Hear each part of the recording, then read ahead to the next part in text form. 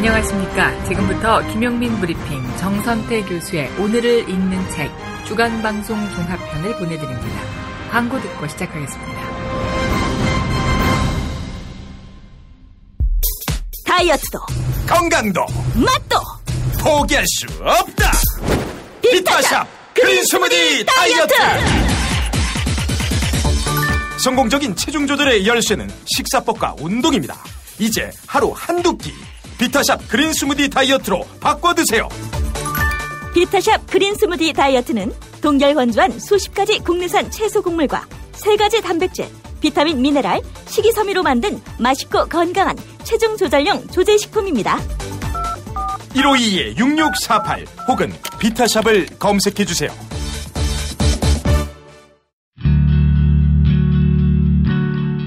우리는 좌절의 시간을 이겨냈습니다. 우리는 부끄럽지 않은 시간을 만들어냈습니다. 우리는 추운 겨울 차 한 잔을 마실 수 있는 여유를 만들어냈습니다. 새싹당 콩차, 우리 같이 한잔 하시죠. 고마운 분들에게 참 좋은 선물 새싹당 콩차. 전창걸몰닷컴에서 티백 2+1 행사 진행 중입니다. 전화 구매는 070-8635-1288 070-8635-1288입니다. 전창걸의 새싹 땅콩차. 엄마, 이따가 독서실 갔다 올게. 현미 쌀국수 해줘. 여보, 우리 남도 여행 갔을 때 먹었던 나주곰탕 생각난다. 알았어. 내가 남도 먹거리 쇼핑몰에서 한 방에 해결하지. 남도 먹거리 쇼핑몰의 국민건강 프로젝트. 전통 방식 그대로 100% 한우 나주곰탕과 현미 쌀국수로 가족의 건강을 책임집니다.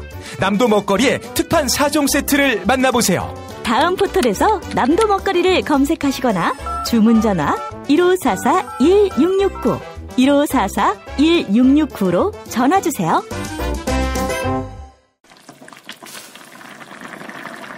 엄마, 이거 뭐야? 된장찌개 너무 맛있다. 아, 그거 저번에 멸치 맛있다 그랬지? 바보 멸치에서 국물팩이 새로 나왔다기에 그걸로 국물을 내봤지. 솜씨 좋은 엄마가 센스까지 있으시네. 100% 국내산 천연 재료로 만든 바보 국물팩. 바보 저염 멸치와 새우 중 가장 맛있는 중화새우를 넣어 단맛과 깊은 맛이 깔끔하게 우러납니다. 무염 바보 멸치와 바보 국물팩은 포털에서 바보 멸치를 검색하시거나 02-587-3599로 전화주세요. 생활인을 위한 꿀팁. 집 두 채에 월 10,000원 화재보험 카페. 화재 배상, 심지어 도난 피해까지. 여기에 더해 가전제품 고장 수리비까지. 우와, 우리 집 말고 부모님 집까지 두 집에 월 10,000원이라고요? 식당, 노래방, 임용실 같은 상가와 숙박업소, 사무실, 공장, 창고, 목조주택까지 모든 업종의 화재보험과 배상 책임보험도 상담해드립니다. 02849-9730 연중 무휴라 언제든 02849-9730. 이제 월요일 방송분 함께 하시겠습니다. 오늘을 읽는 책, 문학평론가인 국민대학교 국문학과 정선태 교수와 함께합니다. 국민대학교 한국어문학부 국어국문전공 정선태 교수님과 함께하겠습니다. 교수님. 네, 안녕하세요. 예, 주말 잘 보내셨습니까? 네, 주말도 잘 보냈고 공부 열심히 하면서. 근데 요즘 괜히 설레요, 마음이. 왜 설레십니까? 왜 그럴까요? 평창 동계올림픽을 기다리시는 건가? 네, 관련이 있어요. 관련이 있습니까? 네, 우리 김 PD가 아직 내 마음을 잘 모르시는 것 같아. 남북 화해 무드가 급물살을 타고 있잖아요. 예. 근데 이게 몇 년 만에 이렇게 설레는 경험을 하는지 잘 모르겠습니다. 저는 사실 이 분단이 극복되면은 한국 사회만 보더라도 어마어마한 그런 발전과 도약이 있을 거라고 생각이 드는 게, 분단이 사라지면은 정치의 색깔론 이런 것들도 사라지게 될 것이고, 따라서 정치는 한 단계 올라가고, 경제는 북한 리스크가 사라지면서 한반도의 경제 위기, 이걸 염려하는 중요 축 하나가 무너지게 되는 것이고, 사회 전반적으로도 더 이상 뭐 북한에 대한 적개심 이런 걸로 국론이 분열되는 이런 일들도 거의 없게 될 것이고 완전히 새로운 시대가 또 열리게 될 것이고 그런 의미에서 보면 우리 사회 전체적으로 전반적으로 큰 업그레이드가 도모될 것이다. 이런 생각을 안 할 수가 없게 되는 것입니다. 네, 말은 제가 꺼냈는데 다 하시네. 아, 그렇습니까? 죄송합니다, 교수님. 예. 아닙니다. 잘하셨습니다. 말씀하신 대로 남북 관계가 정말 화해 국면으로 접어들고 계속 강조해왔듯이 자유왕래나 교류가 이루어진다면 정말 우리가 상상하지 못했던 세계가 펼쳐질지도 모르겠어요. 예. 우리는 분단이라는 상황 속에서 여러 가지 측면에서 정치적, 경제적, 문화적, 정신적 숨통이 이렇게 죄인 상태잖아요. 예. 이게 풀리면은 어떤 상황으로 나갈지 생각만 해도 설렙니다.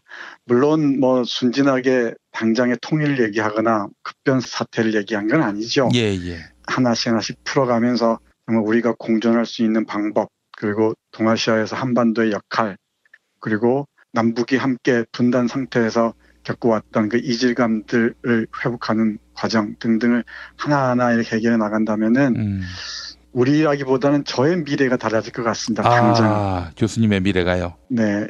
우선은 식민지 시대 공부를 주로 하잖아요. 그 식민지 시대 작품들의 배경이 됐던 곳들을 먼저 가고 싶어요. 백석의 예. 소월이나 백석의 고향인 평안도 정주도 가고 싶고요. 또 함흥도 가고 싶고, 예. 네, 원산도 가보고 싶고요. 묘양산도 가보고 싶고요. 저 위에 만주에서 많은 사람들이 해방 후에 귀국했던 그 길인 회령도 가고 싶고요. 뭐 생각만 해도 설렙니다. 그리고 서울에서 기차 타고 하얼빈까지 가보고 싶기도 하고 그렇습니다. 설레죠? 정말 그렇습니다. 이 백마고 지역에서 멈춘 경원선이 원산까지 다시 뚫리는, 그러면서 원산도 가보고 그 전에 또 금강산도 가보고 그리고 함흥도 가보고 청진도 가보고, 그리고 저는 러시아와 북한과 또 중국의 이 세 나라의 국경이 모여있는 곳 근처에 그 두만강 철교가 있거든요. 네, 전 가봤습니다. 그러시군요, 교수님. 예. 두만강 철교를 북한 땅에서 러시아로 넘어가면서 두만강을 바라보며 감격에 젖는 그런 감회를 제 생에 한번 꼭 경험해 봤으면 좋겠다, 이런 마음이 있습니다. 맞아요. 우리는 중국 쪽이나 러시아 쪽에서만 북한을 바라봤잖아요. 그렇죠. 예. 저 끄트머리에 있는 경성이나 온성 이쪽에 회령, 멀리서 중국이나 러시아 쪽에서 바라봤는데 정말 거꾸로 이쪽에서 걸어갈 수 있는, 그리고 자전거 타고 갈 수 있는, 잘하면 오토바이 타고 갈 수 있는. 아이고, 그럼요. 김PD를 태울 오토바이가 있을지 모르겠지만. 뭐 굳이 오토바이를 탈 필요 있습니까? 전 차를 몰고 가보고 싶습니다. 내가 태우고 갈게. 내가 태우고 갈게요. 예. 아무튼 이런저런 생각을 합니다. 그런데 이 상황이 약 마뜩치 않은 부류들이 있는 것 같아요. 그렇죠. 하나는 이 아베를 비롯한 일본의 그 정치 세력들, 극우 세력들인 것 같습니다. 뭔가 못마땅해서 구체적인 행동이 있어야 한다 얘기하고 이러는데, 아니 구체적인 행동이야 대화를 하면서 하나씩 끌어내고 서로 공감하고 해야 가능한 거 아니겠습니까? 그렇습니다. 예.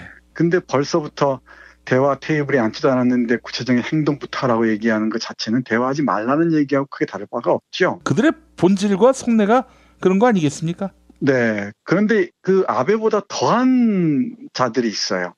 자유한국당 애들이나 국민당 안철수 씨나 바른정당 유승민 씨나 얘들인데, 얘들은 뭐가 이렇게 못마땅한지 모르겠습니다. 근데 그거야 자신들의 정치적 근거지가 무너지는 소리가 들리는 것 같아서 그런지도 모르겠어요. 이 세력들이야말로 안보 장사를 해왔던 애들이고, 그 북쪽의 적대적 위기가 조성되지 않고서는 여기에 발을 디딜 수 없으니까 그런 생각을 하는 것 같습니다. 예. 얘기가 길어지는 것 같은데, 오늘 신문 기사를 쭉 보다 보니까 심상정 의원이 재밌는 얘기를 했어요.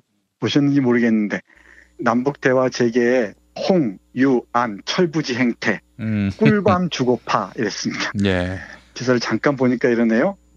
남북 대화 국면이 열리고 북한의 평창 올림픽 참가가 기정사실화로 되어가자 보수 야당들은 좌불안석의 모습을 보이고 있다 라고 말했대요.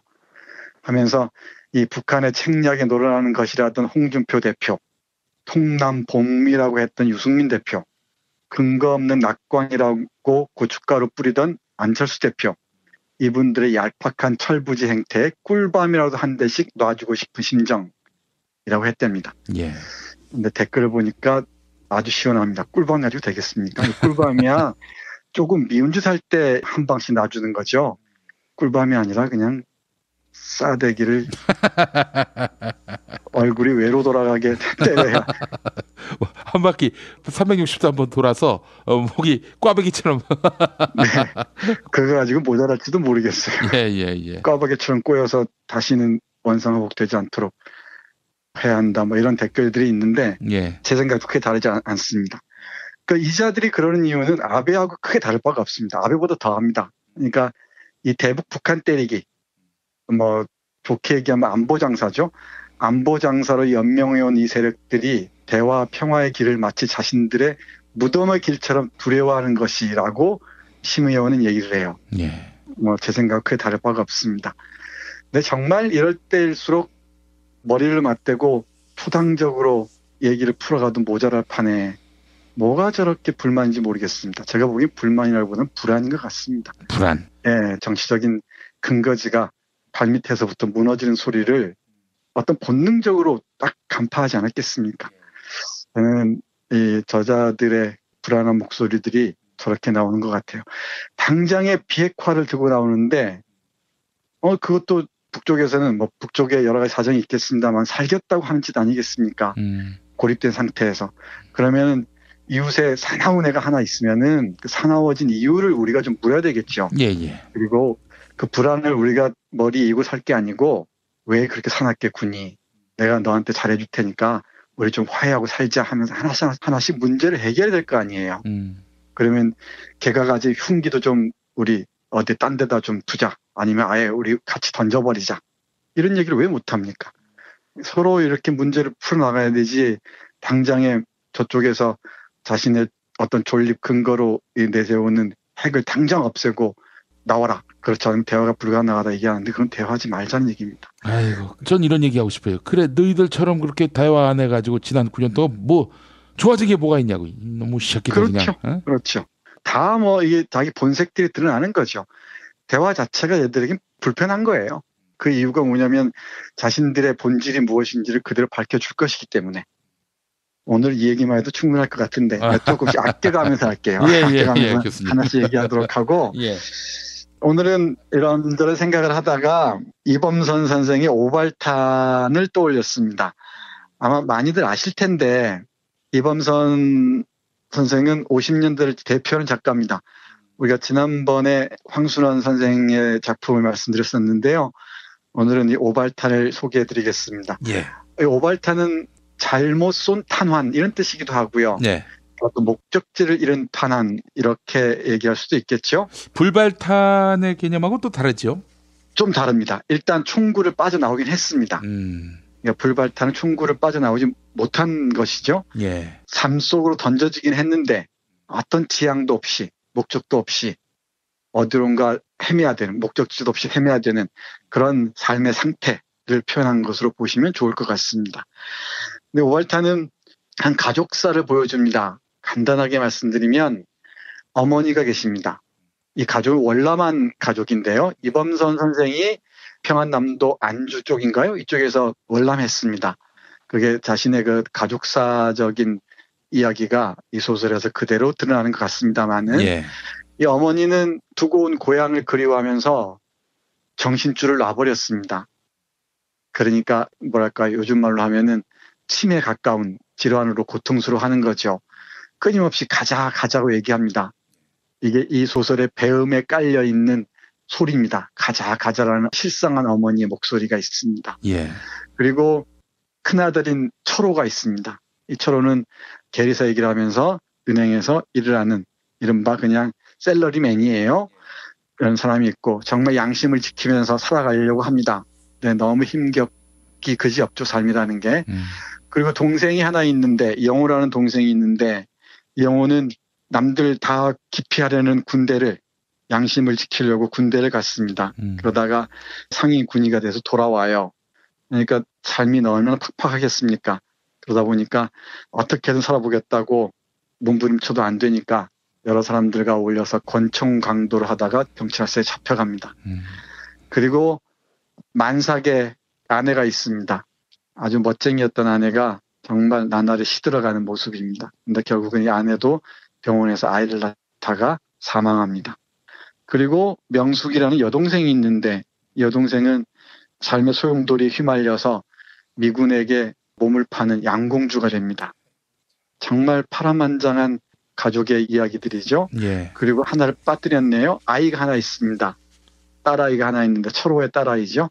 이 세상 물정도 잘 모르면서 그냥 어른들을 가슴 아프게 하는 정말 천진난만한 딸아이가 있습니다. 이 가족의 얘기입니다. 제가 가족의 얘기만 말씀드려도 이 스산한 삶의 풍경이 아주 환하게 그려질 줄 압니다. 예. 제가 이 소설을 떠올린 이유는 바로 이 가자라고 얘기하는 어머니의 모습 때문입니다. 이 어머니가 고향을 잃고 남쪽으로 와서 해방촌이라는 우리가 38 따라지 이런 얘기를 많이 하잖아요. 예. 전쟁통에 넘어온 사람들이 둥지를 틀고 사는 곳인데 아마 가보셨을지 모르겠어요. 남산 아래 정일학원, 옛날 정일학원이 있었는데. 정일학원. 예. 그쪽이 해방촌입니다. 달동네죠, 달동네. 거기 해방촌인데 말이 해방촌이지 그야말로 감옥과도 비슷한 곳이었죠. 그곳에서 하루만 집에서 살아가는 가족의 풍경을 더욱더 우울하게 하고 아프게 하는 게 바로 이 어머니의 가자 하는 목소리입니다. 한번 그 분위기 한번 잠깐 볼까요? 네. 저만큼 골목 막다른 곳에 누런 시멘트 부대 종이를 흰 실로 얼기설기 문살에 얽어맨 초론의 집 방문이 보였다. 초론은 때에 절어서 마치 가죽끈처럼 된 헝겊이 달린 문 걸쇠를 잡아당겼다. 손가락이라도 드나들 만치 엉성한 문이면서 찌걱찌걱 집혀서 잘 열리지를 않았다. 아래가 잔뜩 집힌 채 비틀어진 문틈으로 그의 어머니의 소리가 새어나왔다. 가자. 미치면 목소리마저 변하는 모양이었다. 그것은 이미 그의 어머니의 조용하고 부드럽던 그 목소리가 아니고 쨍쨍하고 간사한 게 어떤 딴 사람의 목소리였다. 문을 열고 들어서는 철호의 얼굴에 걸레 썩는 냄새 같은 것이 확 풍겨왔다. 철호는 문 안에 들어선 채 우두커니 아랫목을 내려다보고 있었다. 네, 이 실성한 정신줄을 놓은 이 어머니의 이 목소리. 가자가 이 오발탄을 지배하는 주조 저음이라고 말씀드렸잖아요. 네. 이게 바로 남북 분단으로 고통받는 이산가족뿐만 아니고 수많은 사람들을 대표하는 고통스러운 신음이 아닌가 저는 그런 생각을 해요. 네. 그러니까 제정신으로 발화할 수 없는 목소리. 정말 저 밑바닥에 남아있는 간절한 소망, 고향으로 돌아가고 싶은 이 마음들 있죠. 그게 실현되지 않아서 찾아오는 고통들을 이렇게 신음소리로 배어나는 것 같습니다. 예. 이런 그 주조 저음을 배경으로 해서 앞에서 말씀드렸던 정말 스산한 삶이 이어집니다. 이 아내는 만삭의 배를 껴안고 푸석한 머리로 목류병자처럼 누워 있고요. 그리고 이 상위 군인으로 돌아온 동생은 어떻게든 한번 일확천금을 노려야겠다. 양심이니 뭐냐 이렇게 형에게 마구 대듭니다. 요 구절 잠깐 보겠습니다. 예. 동생 영호가 이 팍팍한 삶을, 고통스러운 삶을 견디지 못해서 권총 강도가 된다 그랬잖아요. 예. 그럴 수밖에 없었던 그 이유를 한번 들어보겠습니다. 형제 대화 중의 일부분입니다. 예. 양심이라는 그 가시를 당신은 이렇게 안고 살지 않느냐? 양심이 밥 먹여주냐? 이런 말이 있지 않습니까? 그걸 떠올리시면 될 것 같습니다. 우리 동생의 얘기 한번 들어보겠습니다. 내 가시지요. 양심이란 손끝의 가시입니다. 빼어버리면 아무렇지도 않은데 공연히 그냥 두고 건드릴 때마다 깜짝깜짝 놀라는 거야요. 윤리요? 윤리? 그건 나이롱 빤스 같은 것이죠. 이브나마나 불알이 덜렁 비쳐 보이기는 매 한 가지죠. 관습이요? 그건 소녀의 머리에 달린 리봉이라고나 할까요? 있으면 예쁠 수도 있어도 그러나 업돼서 뭐 별일도 없어요. 법률? 그건 마치 허수아비 같은 것입니다. 허수아비. 덜 굳은 바가지에다 되는 대로 눈과 코를 그리고 수염만 크게 그린 허수아비. 누더기를 걸치고 팔을 쭉 벌리고 서 있는 허수아비. 참새들을 향해서는 그것이 제법 공갈이 되지요. 그러나 까마귀쯤만 돼도 벌써 무서워하지 않아요. 아니 무서워하기는커녕 그놈의 상투 끝에 턱 올라앉아서 썩은 흙을 쑤시던 더러운 주둥이를 쓱쓱 문질러도 별일 없거든요. 네, 이게 사회에 정말 불만이 많을 수밖에 없는 동생 영호의 말입니다. 양심 같은 것은 그냥 손끝에 가시 같은 것이고 빼버리면 그만이고 윤리 같은 건 나이롱 빤스 같은 것이고 있으나마나 하는 얘기죠. 관습 같은 건 소녀의 머리에 매달린 리본 같은 것이고 법이라는 것은 허수아비 같은 것이다. 보잘것없는 사람들에게는 공과 협박을 할 수도 있지만 조금만 아는 사람들에게는 그냥 장난감이 되는 그런 허수아비 같은 것이다. 이렇게 얘기합니다. 이런 삶을 살아가는 상황 속에서 어머니의 그 고통스러운 가자라는 그 시름 같은 소리, 그리고 이 세상에 불만을 품은 동생 영호의 일탈 행위들, 그리고 미군에게 몸을 팔지 않을 수 없는 이 명숙이의 비애들, 그리고 치통, 그 고통스러운 치통을 앓으면서도 어떻게든 집안을 지켜가야 하는 우리 주인공 철호. 다 오발탄 아니겠습니까? 목적지를 잃고 어디 갈 곳을 잃어버린 사람들. 이 근원이 뭐냐는 거죠. 분단이고 전쟁이었죠. 그리고 이 분단과 전쟁의 소용돌이를 통과해 오면서 얼마나 많은 사람들이 족쇄에 물려 있습니까? 사실 태극기 집회에 나오는 많은 사람들이 분단의 이데올로기에 사로잡힌 정말 그야말로 어떤 광대 같은 사람인지도 모르겠어요. 그 쇠뇌라는 게 얼마나 깊었겠습니까? 그래서 우리 이범선 선생의 오발탄을 읽으면서 분단이 얼마나 많은 사람들에게 일상적 고통을 가했는지, 이게 치통에서부터 시작해서 양심의 문제까지, 이걸 정말 제거하는 게 우리 민족에게 또는 이런 문제뿐만 아니고 동아시아의 평화로운 미래를 위해서 얼마나 소중한지 한 번쯤 깊이 생각해 봐야 될 것 같습니다. 지금 화해 국면, 대화 국면으로 접어들고 있는데 제발 정말이지 문제 하나씩 잘 풀어서 실상한 어머니의 고통도 좀 풀어주고요.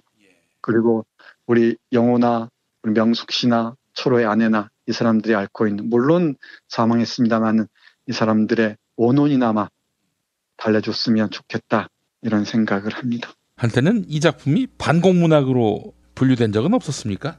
글쎄요. 그렇게 읽으면 읽지 못할 것도 없는데 사실 이게 영화로도 만들어졌었거든요. 예. 이은목이라는 60년대 아주 걸출한 감독이 있었는데요.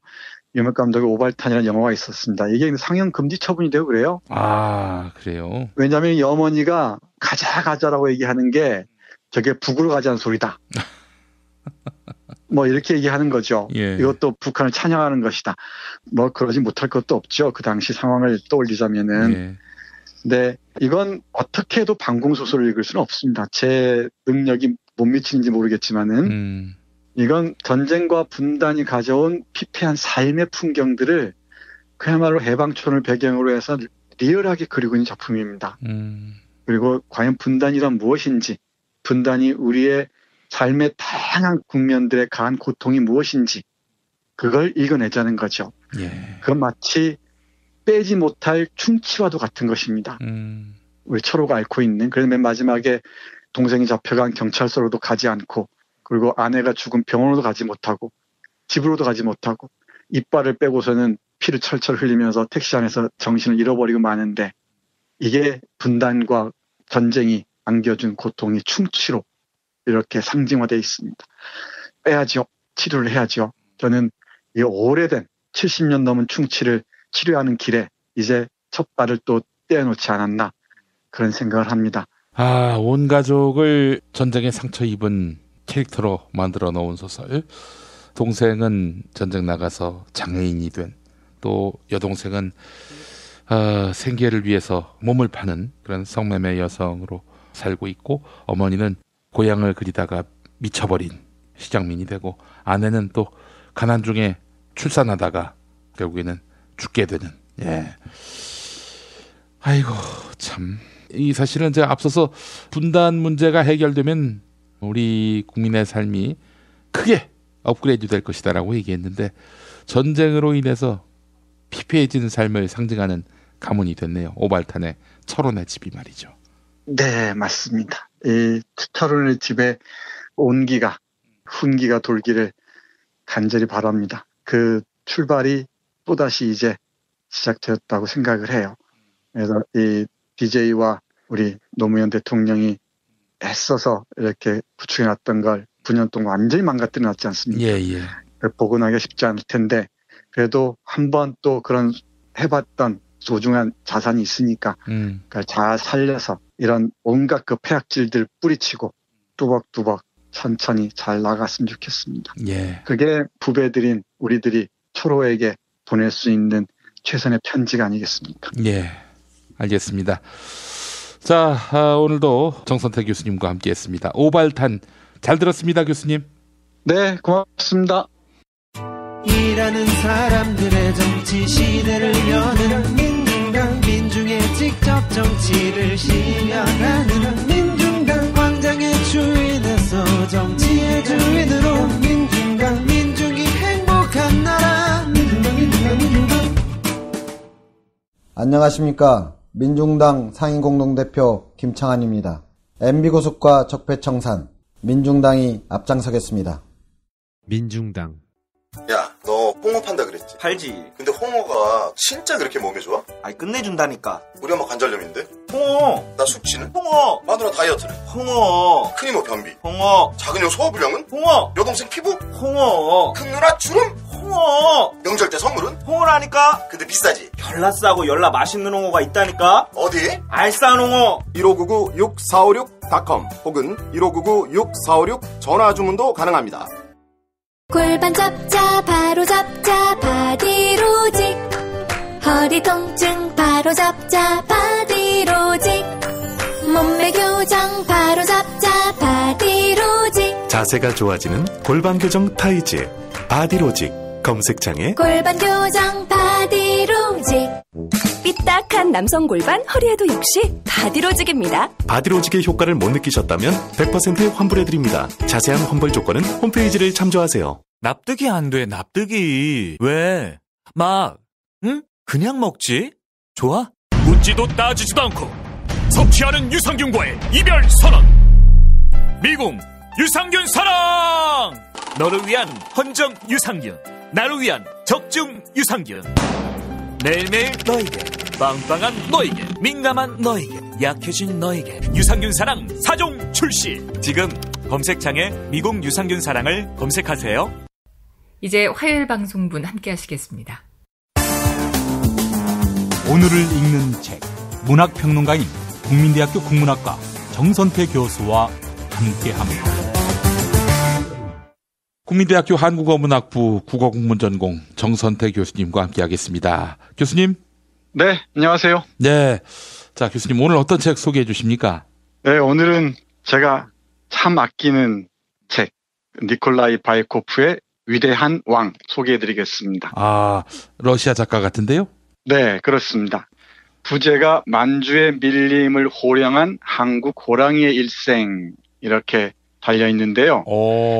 한국 호랑이를 위대한 왕이라고 지칭하고 있습니다. 예, 예. 이 작품은 누가 뭐래도 이른바 동물문학의 최고 고전에 속합니다. 예. 동물문학이라 하면 동물이 주인공인 문학으로 생각하시면 될 것 같습니다. 금수회의록. 네. 그건 동물문학이라기보다는 동물이 등장하는 우화 비슷한데. 아, 우화하고 동물문학이 다릅니까? 비슷한데요. 동물의 생태를 일부분만 포착해서 어떤 의미들을 읽어내는 게 우화라면은 예. 동물문학은 그야말로 동물이 주인공으로 등장해서 예. 하나의 그 장대한 서사 스토리를 이어가는 겁니다. 어차피 허구의 사실을 갖고 다룬 그런 작품인데 뭐가 다른 건지 잘 모르겠어요. 근데 우화는 많은 경우 동물의 속성들을 파악해서 의미를 전달하지만 그건 허구인 경우가 많고요. 예. 네, 이 소설은 허구이긴 하지만은 호랑이에 대한 치밀한 관찰을 토대로 한 다큐멘터리 소설에 가깝습니다. 아, 그렇군요. 논픽션과 픽션의 차이 정도라고 봐야 되는 건지? 네, 그 경계에 있는 것으로 보시면 될 것 같습니다. 예, 예. 일단 이 정도만 하고요. 만주의 밀림을 호령한 한국 호랑이의 일생, 위대한 왕이라는 작품인데요. 예. 이 세계 동물문학의 고전을 꼽힙니다. 먼저 이 작품을 쓴 니콜라이 바이코프에 대해서 잠깐 설명드리겠습니다. 예. 이 니콜라이 바이코프는 이름에서 알 수 있듯이 러시아, 그러니까 제전 러시아 출신입니다. 1872년에 태어났는데 혁명 이전에 청년 장교가 돼요. 1917년 혁명 이전이죠. 그리고 나서 러시아가 관장했던 이 만주 지방, 중국에서는 동북 지방이라 부르죠. 예. 이 만주 지역의 동청철도 수비대로 파견이 됩니다. 그러니까 동청철도라고 청나라 동쪽에 철도가 있었는데 이 철도의 수비대로 파견이 됩니다. 그러다가 러시아 혁명 때 백군에 가담을 합니다. 예. 군인이니까 당연히 했겠죠. 사실 우리가 러시아 혁명하면 1917년 10월로 끝난다고 생각하기 쉬운데 이 레닌의 볼셰비키가 혁명을 성공으로 이끌고 나서도 약 3, 4년에 걸친 내전을 치릅니다. 그 내전을 혁명 내전이라고 하는 이 내전을 3, 4년에 걸쳐서 치르는데 그때 대결 구도가 홍군과 백군이었죠. 그러니까 홍군은 혁명 세력이고 백군은 반혁명 세력들이죠. 그러니까 백군에 속한 사람들이 이른바 귀족이나 기존의 짜르 체제 지지했던 그러니까 이른바 왕당파 정도로 얘기할 수 있겠죠. 예. 근데 우리가 역사에서 아시다시피 이 백군이 패배합니다. 패배하면서 니콜라이 바이코프도 러시아로 돌아가지 못하고 터키와 이집트와 인도를 떠돕니다. 그러다가 만주로 들어와요. 다시. 만주에서 30년 동안 삽니다. 이 30년 동안 살면서 이 만주의 장대한 그 타이가 숲, 타이가란 유라시아 지역에 있는 침엽수 숲을 얘기하는데요. 예. 이 타이가 숲에서 주로 호랑이를 집중적으로 관찰을 합니다. 그러다가 이제 거기에서 소재를 얻어서 이 소설을 쓰는데요. 그러고 난 다음에 일본을 거쳐서 오스트레일리아로 갑니다. 뭐 파란만장한 삶이었죠. 어떻게 오스트레일리아로 갔습니까? 그러게 말입니다. 그야말로 이 방랑자였던 것 같습니다. 이런 만주 그 장대한 타이가를 배경으로 해서 여러 편의 글을 쓰는데 한국 문학사에서는 1930년대에 백석, 우리가 잘 알잖아요. 예. 이 백석이 이 니콜라이 바이코프의 단편 소설을 밀림 유정이라는 제목으로 번역하기도 했습니다. 백석은 러시아를 잘했는데요. 예. 백석이 번역하기도 해서 우리에게는 조금은 알려져 있습니다. 아마 아는 사람 많지 않을 텐데요. 예. 이런 니콜라이 바이코프가 쓴 이 작품은 그야말로 대단합니다. 뭐 제가 소개해드린 책이 대단하지 않은 게 별로 없을 것 같은데 정말 대단한 책입니다. 우리 청취자 여러분들 꼭 읽어주시기 바랍니다. 본격적으로 시작하기 전에 이 책을 소개하고 있는 서경식 선생의 글의 일부를 보겠습니다. 잠깐 볼게요. 그러면 어느 정도 이 소설의 향방을 가늠할 수 있지 않을까 싶은데 보겠습니다. 중국에서 백두산에 올라 산 정상에서 조망해 보니 사방에 펼쳐져 보이는 살록 평야는 어두컴컴한 바다처럼 광대하면서도 울창한 숲의 바다를 이루고 있었다. 이 숲의 바다를 자신의 왕국으로 삼았던 호랑이는 교활하고 약삭빠른 인간들이 그어놓은 국경선 따위는 아랑곳하지 않은 채 조선에서 만주로, 더 나아가 극동 러시아로 자유롭게 유유히 활보하며 돌아다녔던 것이다. 그러나 그 대단한 밀림의 왕자도 점점 더 가까이 밀려오는 인간들에 의해 막다른 지경으로 물러나게 된다. 그 배경에는 근대 문명에 따른 개발에서 명분을 빌린 러시아와 일본의 침략이라는 역사가 가로놓여 있다. 현재 북조선의 호랑이는 거의 멸절되었고 극동 러시아 지역에서 근근히 생명을 이어가던 호랑이들도 1990년대 말에는 개체수가 500마리 정도로 멸종의 위기를 맞았다고 한다. 네, 이렇게 쓰고 있는데요. 조금 그림이 그려지죠. 우리가 밀림하면은 아마존이나 아프리카 이런 데만 생각을 하잖아요. 예. 근데 이 만주 지역, 주로 북쪽 지역과 유라시아 지역에도 타이가라는 거대한 침엽수림이 있습니다. 그걸 여기에서는 수해라고 하는데요. 중국어는 슈하이라고 해서 나무의 숲이었습니다. 이 나무의 숲은 그야말로 원시적인 자연을 그대로 간직하고 있는 곳이죠. 이 원시적인 자연을 그대로 간직하고 있는 곳을 상징하는 캐릭터가 바로 위대한 왕 한국 호랑이입니다. 이 한국 호랑이가 태어나서 어떻게 훈련하고 어떻게 먹이 사냥을 하고 인간과 어떤 관계를 맺고 그러다가 문명의 이기 속에서 자연이 파괴되는 과정에서 서서히 어떻게 죽어가는가를 그리고 있는 대작입니다. 제가 몇 구절 읽어드리면 훨씬 쉽게 이해할 수 있을 것 같습니다. 예. 일단 앞에서 그 숲의 바다, 슈하이라고 말씀드렸잖아요. 예, 예. 그 부분이 어떻게 그려지고 있는지 잠깐 보겠습니다. 예. 이고장 사람들은 길림성 동부 지역 전체를 숲의 바다라는 의미의 수하이라고 불렀다. 과연 이 방대한 영토 정부를 차지하고 있는 산맥의 푸르른 일렁임은 수평선을 향해 끝없이 펼쳐진 얼어붙은 바다를 연상케 한다. 냉혹하고 단조로운 적막한 시베리아의 타이가와는 달리 만주의 타이가는 아열대 숲으로 뒤덮인 풍요롭고 다채로운 독자적 세계를 이루고 있다. 동식물군 또한 셀 수 없을 만큼 다양한 곳이다. 이곳은 동물의 세계이지 인간의 세계가 아니다. 이곳에 사는 사람들은 마치 제3기 원시림의 인간들처럼 비참한 생활을 견디면서 살아가며 야생의 자연과 끝없는 대결을 벌여야 한다. 네, 이런 곳입니다. 예. 정말 원시림 그 자체를 보존하고 있는 이런 곳이었습니다. 이 슈아이라는 이 나무의 숲이라는 곳이. 그런데 이곳에 철도가 들어오기 시작하면서 철도야말로 자연의 입장에서 보면 그야말로 무서운 흉기였겠죠. 흉기가 들어오기 시작하면서 서서히 원시성을 잃어가기 시작합니다. 잠깐 볼까요? 예. 철도가 건설되고 식민지 개발이 이루어지면서 이 산림지대에도 조금씩 침범당하기 시작했다. 그래서 이곳의 원주민들은 녹색이 바다 깊숙이 피난처를 찾아 들어갔다. 그들은 마을과 교통로에서 멀리 떨어져 있는 누구의 손에도 닿지 않을 타이가 깊숙한 처녀지 속으로 들어가 세상과 격리된 은신처를 찾았다. 네, 주로 이제 이곳에서 사는 원주민들 그리고 사냥꾼들을 얘기하는 것 같습니다. 바로 이런 숲속에 사는 호랑이가 있습니다. 우리의 위대한 왕 조선 호랑이입니다. 이 조선 호랑이를 그리고 있는 장면이 참 대단한데요. 잠깐 조선 호랑이를 그리고 있는 장면 보겠습니다. 이 책을 보다 보면은 이 니콜라이 바이코프가 직접 그린 사파들이 있습니다. 그림 솜씨도 뛰어났던 것 같습니다. 여기 우리 한국 호랑이를 묘사하는 부분 사파와 함께 감상하시면은 예. 아주 가슴이 먹먹해질 줄 압니다. 볼까요? 왕의 아버지는, 이때 왕은 호랑이를 얘기합니다. 예. 기백이 넘치는 한국 호랑이로 성스러운 바이토우샨, 이 백두산의 중국식 발음입니다. 바이토우샨 꼭대기, 위대한 용의 정령이 사는 동굴에서 숨을 거두었다. 이 죽음으로 지축이 흔들리고 산속에서 잠자던 위대한 용이 돌로 된 잠자리 위에서 돌아 누우며 산꼭대기를 향해 뜨거운 입김을 내뿜었다. 용의 입김은 유독한 유황연기가 되어 깊은 산 사이로 빠져나갔다. 그와 동시에 화산 분화구 자리에 하늘호수, 천지겠죠? 하늘호수가 줄무늬 같은 물결을 일으키며 끓어오르면서 신성한 생명의 물을 노란 연꽃의 강인 숭화강 쪽으로 흘려보냈다. 멋지죠? 예.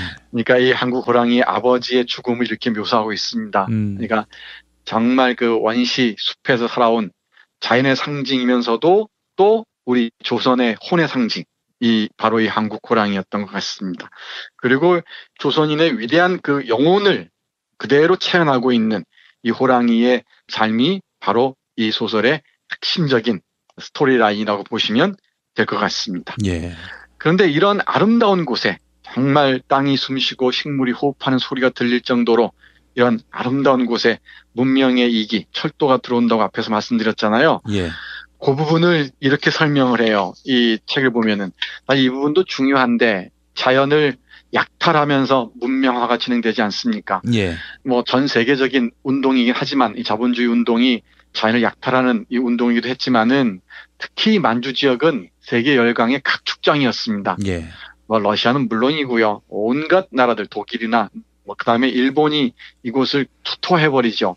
이런 자연을 약탈하는 강력한 흉기이자 무기가 바로 철도였던 거죠. 그러니까 이 광활한 대지를 약탈하기 위해서 여러 나라에서 철도를 건설하는데 그 대표적인 게 일본이었습니다. 철도를 앞세워서 자연을 정말 초토화하고 그 과정에서 호랑이를 비롯한 수많은 생명들의 삶터를 빼앗아 버리죠. 예. 그 부분 잠깐 보겠습니다. 예. 그 시기에 얼마 전 북쪽에서 온 인간들은 슈하이의 산과 숲을 가로지르는 철도를 건설했다. 불모의 고장에 새로운 생활의 물결이 퍼져나갔다. 새로운 나무들은 나무를 빼고 타이가의 땅을 평평하게 만들어 이 지역에 도시와 마을을 세웠다.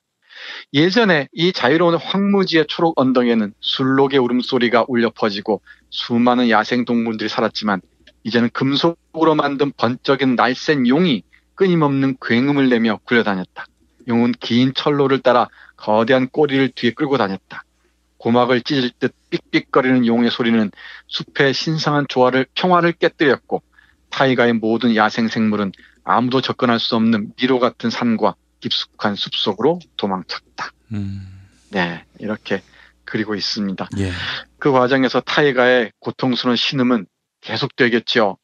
그 관련해서 조금만 보면 이렇습니다. 삼나무에 벌어진 상처에서는 굵은 눈물방울 같은 진액이 하염없이 흘러내려 차갑고 푹신한 눈 위로 떨어졌다. 타이가는 마치 운명을 한탄하는 이별 노래를 부르는 것 같았다. 노랫소리는 둥근 천장 모양의 차갑고 무심한 하늘 아래에서 울리다가 서서히 사라졌다. 아, 정말 글 잘 씁니다. 예, 예. 네, 이 호랑이의 탄생부터 죽음까지를 그리는 과정도 뛰어나지만 자연의 호흡을 문장으로 재현해내는 솜씨가 정말 만만치가 않습니다. 예. 그래서 이렇게 이 호랑이를 위대한 왕으로 모시면서 호랑이와 함께 호흡하고 호랑이의 정신을 배우고자 했던 고독한 왕자, 이 자유로운 영혼을 배우고자 했던 현자가 있었습니다. 인간 현자가. 그 사람이 바로 퉁리입니다. 퉁리라는 이름인데 이 인간 현자가 위대한 왕의 죽음을 지켜봅니다. 그 부분 마지막 부분인데요. 대단히 감동적입니다. 한번 오늘은 책 읽은 남자가 돼버렸는데 그 부분 읽어드리겠습니다. 예. 타이가의 고요한 밤이 땅을 지배하고 있었다. 왕은 꼼짝도 않고 그대로 누워 있었다.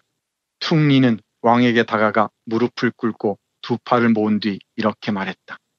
위대한 왕이여, 일어나라. 내가 멀리서 왔다. 내 마음은 거짓이 없다. 위대한 신령의 뜻을 이루어야 하느니 일어나라, 위대한 왕이여.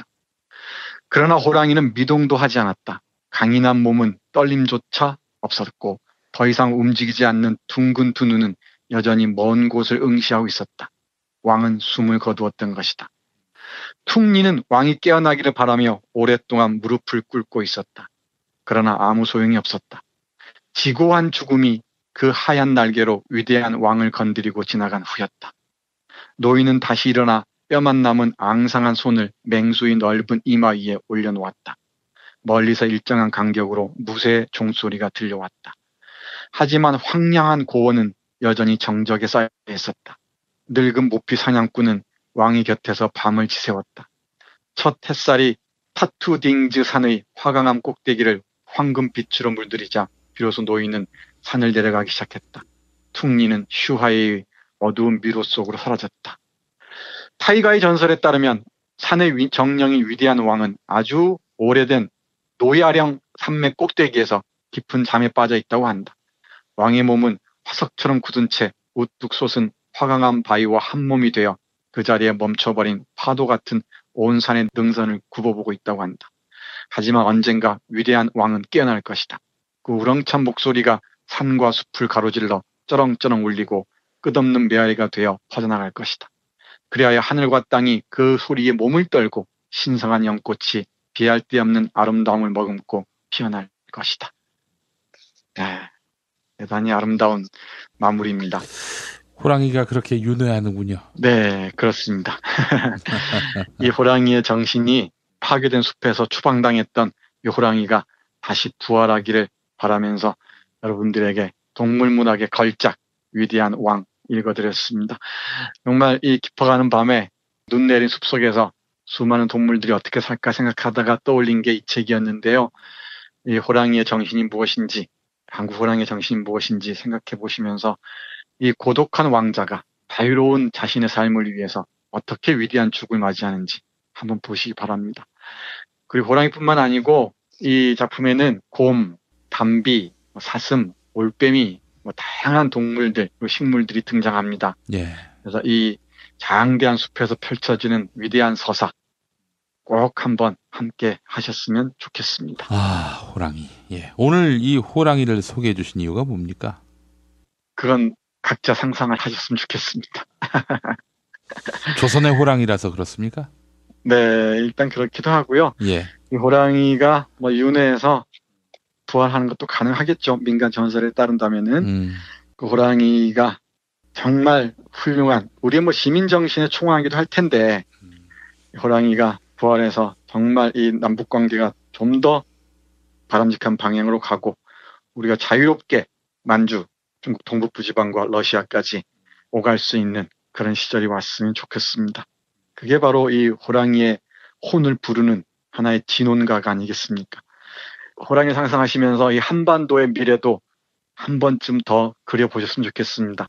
이 한반도를 토끼라고 그린 사람들이 있잖아요. 예. 이 토끼의 모양이라고 그 지도를 비유하는 사람들이 있는데 이건 제가 정확한 정보는 아닙니다만은 식민사관에 의해서 이 토끼로 왜소하게 했다는 견해가 신빙성이 있는 것 같습니다. 예. 그런데 오래전 잡지, 소년이라는 잡지, 천암선이 간행한 잡지를 보면은 이 한반도가 호랑이로 그려져 있습니다. 예. 그리고 호랑이하고 대단히 흡사해요. 한번 이렇게 찾아보시면 금방 볼 수 있을 겁니다. 이 한반도의 정신을 상징하고 있는 이 호랑이가 정말 그 무서운 포효와 함께 다시 부활하기를 간절히 바라면서 이 책 여러분과 함께 하겠습니다. 예. 자, 교수님 오늘 말씀 잘 들었습니다. 네, 고맙습니다. 엄마가 어떻게 나한테 이럴 수 있어? 무슨 소리야? 엄마가 내 엄마가 아니라 내 친구 같대. 너도 뉴트리션 닥터스 콜라겐을 먹어. 뉴트리션 닥터스 콜라겐? 뉴트리션 닥터스 콜라겐은 체내 흡수가 잘 되는 저분자 PC 콜라겐이거든. 내가 아직도 네 엄마로 보이니? 뉴트리션 닥터스는 약국식품 전문기업입니다. 문의전화 1688-5807 1688-5807. 안녕하세요. 사과나무 인슈 대표 박재현입니다. 타인의 과도한 권유로 시작된 보험의 적폐, 중복가입, 그만둔 설계사, 계속 오르는 보험료. 이제는 내 스스로 청산할 때입니다. 정직한 사람들이 만드는 바른보험 사과나무 인슈는 검증된 통계를 바탕으로 한 알파고급 보장 분석을 통해 보험 불만 제로에 도전합니다. 내게 맞는 보험을 직접 리모델링하세요. 1877-6604 바른보험 사과나무 인슈. 스페이드 퀴즈입니다. 돌잔치, 채순잔치, 가게 홍보, 체육대회, 창사기념일. 정답! 기념품! 문제를 끝까지 들으셔야죠. 이럴 때 사용하는 판촉물이나 기념품, 답례품, 단체 선물 등을 취급하는 전문업체로서 국민을 위해 제대로 일하는 언론과 정당에 후원을 하는 판촉물 전문업체는 어디일까요? 정답! 네피알! 네? 어디라고요? 네피알! 네, 정답입니다. 판촉물이나 단체 선물이 필요할 때 이왕이면 우리 편 회사 네피알을 찾아주세요. 인터넷 검색창에 네피알을 치시거나 032-519-4800으로 전화주시면 친절하게 상담해드립니다. 그런데 상품은 뭔가요? 네피알에 가서 고르세요. 3만 가지가 넘는 물품이 있어요. 한글도 남보다 빨리 깨치고 참 똑똑했는데 갈수록 실력이 뒤처지는 것 같아 걱정이에요. 혹시 초등학교 교과서 본 적 있어요? 어려운 어휘가 너무 많아요. 학교에서는 어휘 개념을 하나하나 설명해줄 시간이 정말 부족하잖아요. 그럼 어떡하죠? 내 아이의 어휘만큼은 내가 책임져야죠. 어휘 공부의 정성. 초등어휘 3000, 초등어휘 5000. 검색창에 초등어휘 3000을 쳐보세요. 이제 수요일 방송분 함께 하시겠습니다. 오늘을 읽는 책, 문학평론가인 국민대학교 국문학과 정선태 교수와 함께합니다. 국민대학교 한국어문학부 국어국문전공 정선태 교수님 함께하겠습니다. 교수님. 네, 안녕하세요. 예, 어제 수도권은 말고 충청 이남 지방을 중심으로 눈이 많이 왔는데 하여간 눈 소식은 어디에 눈발이 내리든 반갑습니다. 네. 어제 제가 사는 곳에는 살짝 밤사이 내렸던데요. 예. 어제 잠을 못 잤어요. 근데 새벽에 무슨 빗질 소리가 들려요. 무슨 소리인가 했더니 여기서 일하시는 분들이 눈을 쓰는 소리였습니다. 그래서 시골에 어머님 계신 곳에 전화해봤더니 눈이 많이 왔다네요. 지리산. 예. 네, 거기는 뭐 눈이 많이 와서 걷기가 힘들 정도라고 합니다. 네, 그래서 오늘 아침에 이런저런 생각을 하다가 이청준의 눈길이 떠올랐습니다. 명장면이죠. 그 장면을 오늘 제가 잠깐 여러분들께 읽어드릴까 합니다. 예. 이청준은 너무 유명한 작가여서 7, 80년대를 대표하는 한국의 작가죠. 당신들의 천국부터 시작해서 걸작들이 너무너무 많습니다. 지금은 30권이 넘는 전집으로 정리돼 나왔습니다만은 아주 지적이고 깊이 있는 작품들 많이 쓰는 반면에 우리 서편제라는 영화 잘 아실 겁니다. 장인들의 삶들을 다룬 소설이나 또 이런 서정적인 소설도 참 많이 있습니다. 그 중에 한 편이 눈길이라는 소설입니다. 예. 이 소설은 영화로도 만들어져서 많은 사람들에게 사랑을 받았던 걸로 알려져 있습니다. 77년에 처음 나온 작품인데요. 이 소설 읽을 때마다 어머니 생각이 참 많이 납니다. 77년이면은 한참 새마을 운동이 절정에 오를 때 아닙니까? 예. 그래서 지붕 개량하고 담도 쌓고 했던 때입니다. 이 소설이 바로 그걸 배경으로 하고 있습니다. 이청준 선생 고향이 전라남도 장흥인데요. 아마 장흥을 배경으로 한 것 같습니다. 여기 자식이 어머니를 찾아갔습니다. 그러니까 어머니 찾아가면은 늘 미안하죠. 그러니까 우리 화자인 나는 계속 묵은 빈문서를 떠올려요. 내가 어머니에게 빚을 진 건 아닌데 뭔가 이 묵은 빚을 진 것처럼 마음 한켠이 무겁습니다.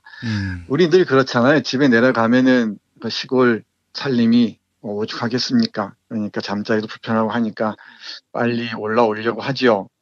그런데 어머니는 또 빨리 올라간다 그러면은 일이 많으니까 그렇겠지 하고 서운하면서도 보내줄 수밖에 없지 않습니까? 예. 근데 정작 일이 많은 것도 아니에요. 서울에 올라오면은. 이런 이산 상태가 굳어지다 보니까 헤어짐들이 우리에게 익숙한 것 같습니다. 이런저런 얘기를 하다가 어머니가 이제 남들도 다 지붕 개량하고 그러는데 우리도 집 좀 고쳤으면 좋겠다라고 얘기하면서 이 얘기가 이제 본격적으로 시작됩니다. 그러니까 나는 또 돈 들어가는 소리니까 뭔가 불만스럽지요. 이 나이에 무슨 집을 또 새로 고친다고 하느냐 이러니까 또 어머니 생각은 달리 있었습니다. 내가 편하려고 집을 고치는 게 아니라 당신이 세상을 버렸을 때 많은 사람들이 그래도 내가 죽었다고 찾아올 텐데 이렇게 허름한 곳에서 제대로 손님들을 문상 온 사람들을 모실 수 있겠냐는 거죠. 예, 그런 어른들의 마음 씀씀이를 읽어내지 못할 때가 정말 많습니다. 그것도 역시 예외가 아닐 텐데 이런 얘기들이 쭉 나갑니다. 그러다가 집 얘기가 등장해요. 근데 이 집이 처음부터 이렇게 단칸방에 보잘것없는 살림은 아니었던 것 같습니다. 한때 잘은 아니지만 그래도 남부럽지 않게 살았었는데 형의 방탕한 생활 때문에 집과 살림들이 다 망가집니다. 그래서 그 어려운 살림살이로 옮겨왔던 건데 여기서부터 이제 이 얘기가 시작됩니다. 그러니까 함께 갔던 그 며느리, 그러니까 나의 아내죠. 아내가 이리저리 물어봅니다. 왜 이 집으로 이사 오셨느냐 이런 얘기를 해요. 그러니까 이제 이런저런 사정 얘기를 했겠죠. 근데 그때 영화에서도 아주 눈물겨운 장면인데 그럴싸한 집을 두고 지금 옹색한 집으로 옮겨왔잖아요. 근데 그 당시 나는 도시에 나가서 고등학교를 다니고 있었던 것 같습니다. 근데 어머니는 아들이 찾아오면은 이런 옹색한 집에서 재우기가 싫어서 그 옛집, 그러니까 괜찮았던 집에서 하루를 재우고 싶었던 것 같습니다. 그래서 그 집에 새 주인에게 사정을 해서 그 집에 아들을 하룻밤 재우고 싶어 합니다. 그 구절 잠깐 읽어보겠습니다. 예. 팔린 집에 고등학교 다니는 아들이 찾아오자 그 집에서 하루를 재워 보내고 싶은 거예요. 그래, 그때 어머님 마음은 어떠셨어요? 지금 며느리하고의 대화입니다. 예. 마음이 어쩌기느냐. 팔린 집이 남아 거기서 하룻밤 저 아그를 재워 보내고 싶어 싫은 골목 드나들며 마당도 쓸고 걸레질도 훔치며 기다려온 애미였는데 더운 밥 해먹이고 하룻밤을 재우고 나니 그만만 해도 한소원은 우선 풀린 것 같더구나. 그래, 어머님은 흡족한 기분으로 아들을 떠나 보내셨다는 말씀이군요. 하지만 정말로 그게 그러실 수 있었을까요? 어머님은 정말로 그렇게 흡족한 마음으로 아들을 떠나보내실 수 있으셨을까 말씀이에요. 아들은 다시 학교로 돌아가는 길이었다 치더라도 어머님 자신은 그때 변변한 거처 하나 마련해 두시지 못하셨을 처지의 말씀이에요. 조금 그림이 그려지죠. 이제 팔린 집에서 듣기 싫은 소리 들어가면서 자식을 하룻밤 재워 보냈습니다. 그리고 재워 보낸 새벽에 아들을 다시 도시로 보내야겠죠. 그 장면입니다. 아마 대한민국 문학사에서 어머니와 자식의 아주 슬픈 동행을 드러내주는 아마 압권이 아닌가 싶어요. 예. 아들은 다시 도시로 돌아가야 되니까 어머니가 이제 새벽에 아들을 깨워서 뜨거운 밥을 해 먹이고 발에다 주겠다면서 동행이 시작됩니다. 그 장면 잠깐 보겠습니다. 어린 자식 놈의 처지가 너무도 딱해서였을까? 아니 어쩌면 노인 자신의 처지까지도 그 밖엔 달리 도리가 없었을 노릇이었는지도 모른다. 동구 밖까지만 발에다 주겠다던 노인은 다시 마을 뒷산 잿길까지 나를 좀 더 발에다 주마 우겼고 그 잿길을 올라선 다음엔 새 신장로가 나설 때까지만 산길을 함께 넘어가자 우겼다. 그럴 때마다 한 차례씩 애시린 실랑이를 치르고 나면 노인과 나는 더 이상 할 말이 있을 수 없었다. 아닌 게 아니라 날이라도 좀 밝은 다음이었으면 좋았겠는데 날이 밝기를 기다려 동네를 나서는 건 노인이나 나나 생각을 안 했다. 그나마 그 어둠을 타고 마을을 나서는 것은 노인이나 나나 마음이 편했다. 노인의 말 맞다나 미끄러지고 넘어지면서 내가 미끄러지면 노인이 나를 부축해 일으키고 노인이 넘어지면 내가 당신을 부축해 가면서 그렇게 말없이 신장로까지 나섰다. 그러고는 아직 면소 차부까지는 길이 한참이나 남아 있었다. 네, 이렇게 이어집니다. 면소 차부는 면소재지가 있는 터미널 이 정도 이해하시면 될 것 같습니다. 예. 그래서 이제 남의 집이 된 옛 집에서 몰래 잠을 자고 새벽에 그 집을 빠져나오는 장면입니다. 이건 남의 얘기 같지가 않아서 눈에 선합니다. 우리 김 PD는 어쩌셨는지 모르겠는데 저도 고등학교를 도예지에서 다녀서 한 달에 한두 번씩 집에 가곤 했는데 집에 가면 늘 속이 상하죠. 그러면은 아버지하고 한 번씩 쌈이라도 하면은 멀리까지 어머니가 따라오셔서 70년대만 해도 한국 산업 중에 중요한 산업 중에 하나가 가발 산업이 있었습니다. 오, 가발 산업이요? 네. 그래서 시골의 엿장수 아저씨들이나 고물장수 아저씨들 이런 분들이 여성들의 머리카락을 샀어요. 그러면 어머니가 긴 머리카락. 저희 어머니 오랫동안 낭자머리를 하셨는데 오랫동안 이 머리카락을 이렇게 잘라서 모아두었다가 그걸 팔아서 돈으로 바꾸곤 하셨던 것 같습니다. 아버지하고 싸우고 제가 나올 적이면 어머니가 몰래 뒤따라와서 그 머리카락 팔아서 모은 꼬깃꼬깃한 돈을 1,000원짜리를 지어주곤 했었습니다. 예. 참 생각하면은 못난 아들이죠. 못된 아들이고. 그 기억이 너무너무 선해요. 이 어머니하고 지금 여기 애실이란 말이 나오는데 정말 애실은 동행을 합니다. 그땐 눈이 많이 왔었습니다. 눈이 오니까 이제 발자국이 쭉 찍혀 있겠죠. 요 구절 읽어보겠습니다. 요 기억이 아슬하게 남아있는 우리 청취자 여러분들은 눈물이 글썽거릴지도 모르겠습니다. 저도 그렇습니다. 예. 읽어보겠습니다. 노인은 여전히 옛 얘기를 하듯 하는 그 차분하고 아득한 음성으로 그날의 기억을 더듬어 나갔다. 이건 지금 아내와 어머니가 얘기하는 걸 나가 엿듣는 형식으로 쓰여져 있습니다. 한참 그러고 서 있다 보니 찬바람에 정신이 좀 되돌아오더구나. 아들은 떠나고 버스는 떠나고 난 다음입니다. 정신이 들어보니 갈 길이 새삼 허망스럽지 않았겠냐.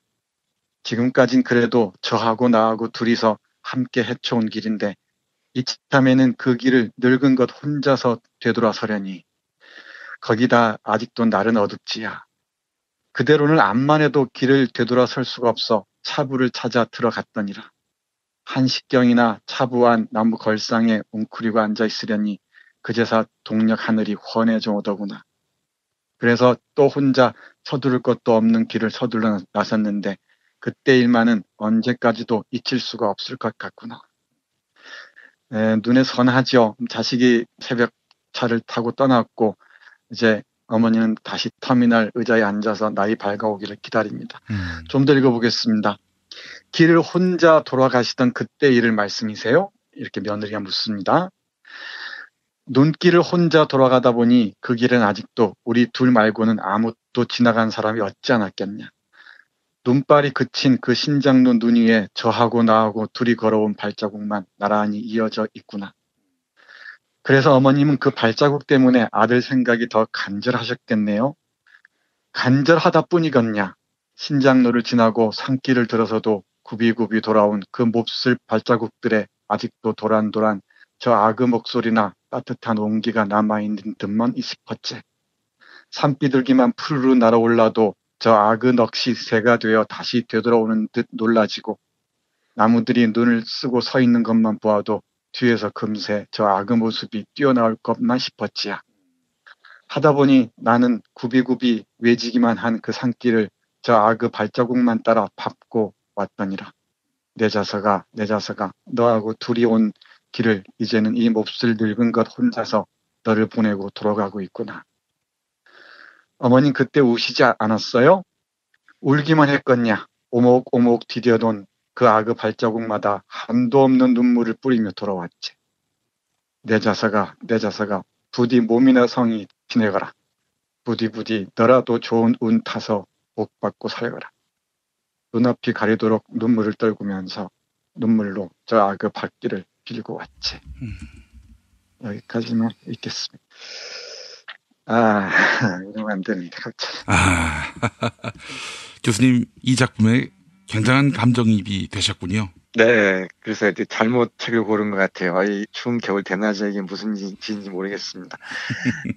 이 어머니의 기억을 몰래 엿듣듯이 이제 나는 기록하고 있습니다만은 뭐 이런 게 묵은 빚이겠죠.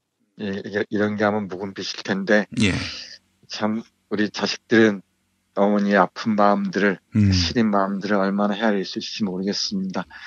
뭐 남 얘기가 아니어서 절절하게 와닿기도 하네요. 뭐 어떻겠습니까? 나는 미안한 나머지 잠자는 척하고 이렇게 듣고 있다가는 부끄러워서 어쩔 줄 모르고 이제 있는데 어머니의 마지막 마무리하는 말씀이 아련하게 들려옵니다. 요 구절 마저 읽고 끝내겠습니다. 그런데 이것만은 내가 좀 잘못한 것 같구나. 이때 뇌는 며느리입니다. 계속 말씀드리지만 그때 내가 뒷산 잿등에서 동네를 바로 들어가지 못하고 있었던 일 말이다. 그건 내가 갈 데가 없어 그랬던 건 아니란다. 산 사람 목숨인데 설마 그때라고 누구네 문간방 한 칸이라도 삼범뚱이 깃들일 때 마련이 안 되겠냐. 갈 데가 없어서가 아니라 아침 햇살이 활짝 퍼져 들어 있는 뒤 눈에 덮인 그 우리 집 지붕까지도 햇살 때문에 볼 수가 없더구나.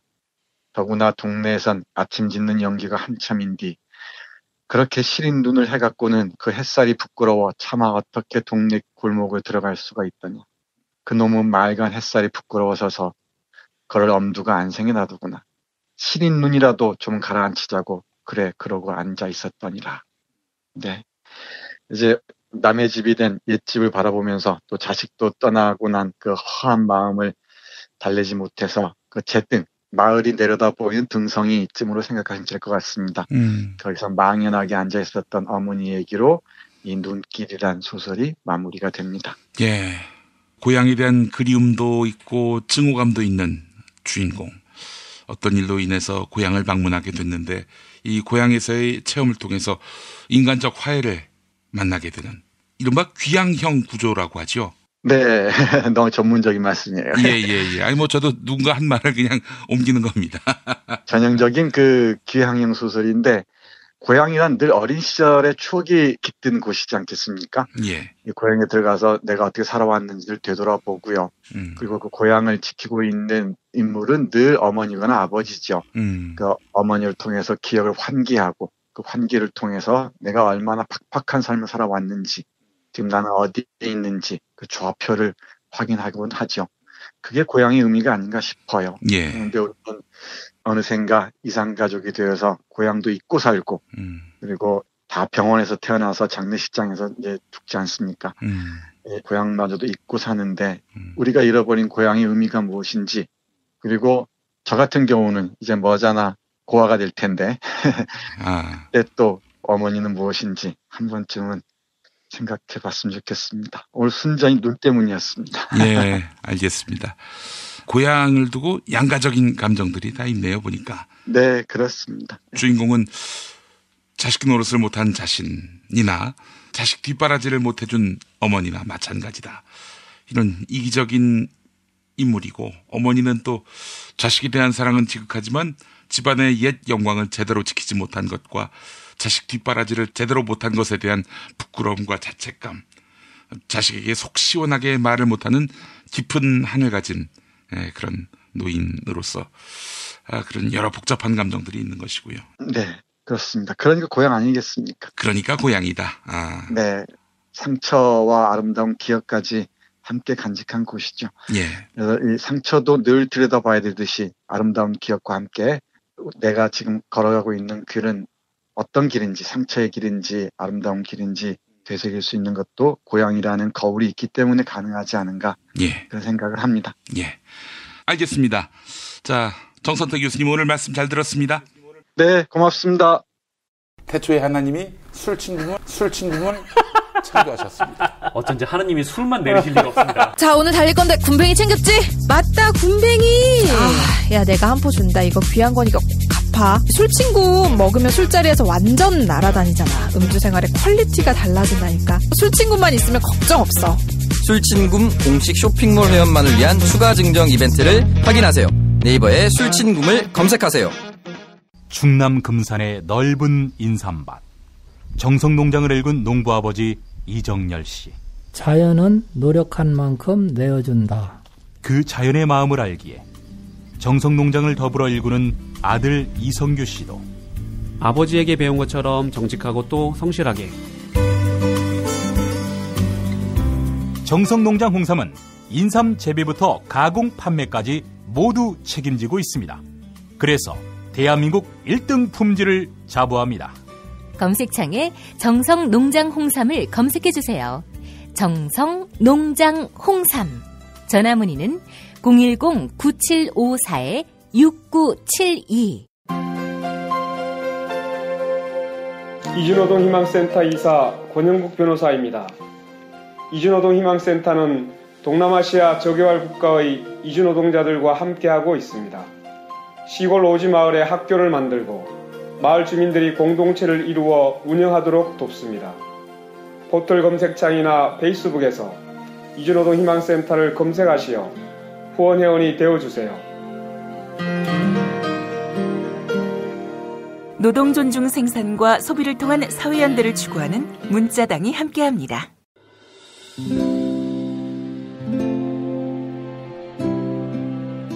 우리가 목사님은 우리 남북 관계에 있어서도 큰 정기를 마련해 주셨습니다. 늦봄 문익환 목사 탄생 100주년. 민주화와 통일운동을 위해 11년 4개월간 옥고를 마다하지 않은 행동하는 양심. 오늘 우리가 누리고 있는 이 민주주의 또 문익환 목사님 덕분이 아주 큽니다. 그가 24년 동안 살았던 서울 강북구 인수봉로 통일의 집이 6월 1일 문익환 통일의 집 박물관으로 거듭납니다. 사람들이 이렇게 항상 북적북적 이렇게 했던 공간이라 아버지한테만 아니라 우리 모두들한테 굉장히 큰 의미가 있는 통일의 역사를 기억하며 통일의 길을 모색하는 문익환 통일의 집 박물관 기념사업 추진위원으로 함께해 주시겠습니까? 이건 단지 어떤 유가족들의 유산이 아니라 우리 시대가 가지고 있는 유산이기 때문에 자세한 안내는 포털 사이트에서 문익환 통일의 집을 입력해 주세요.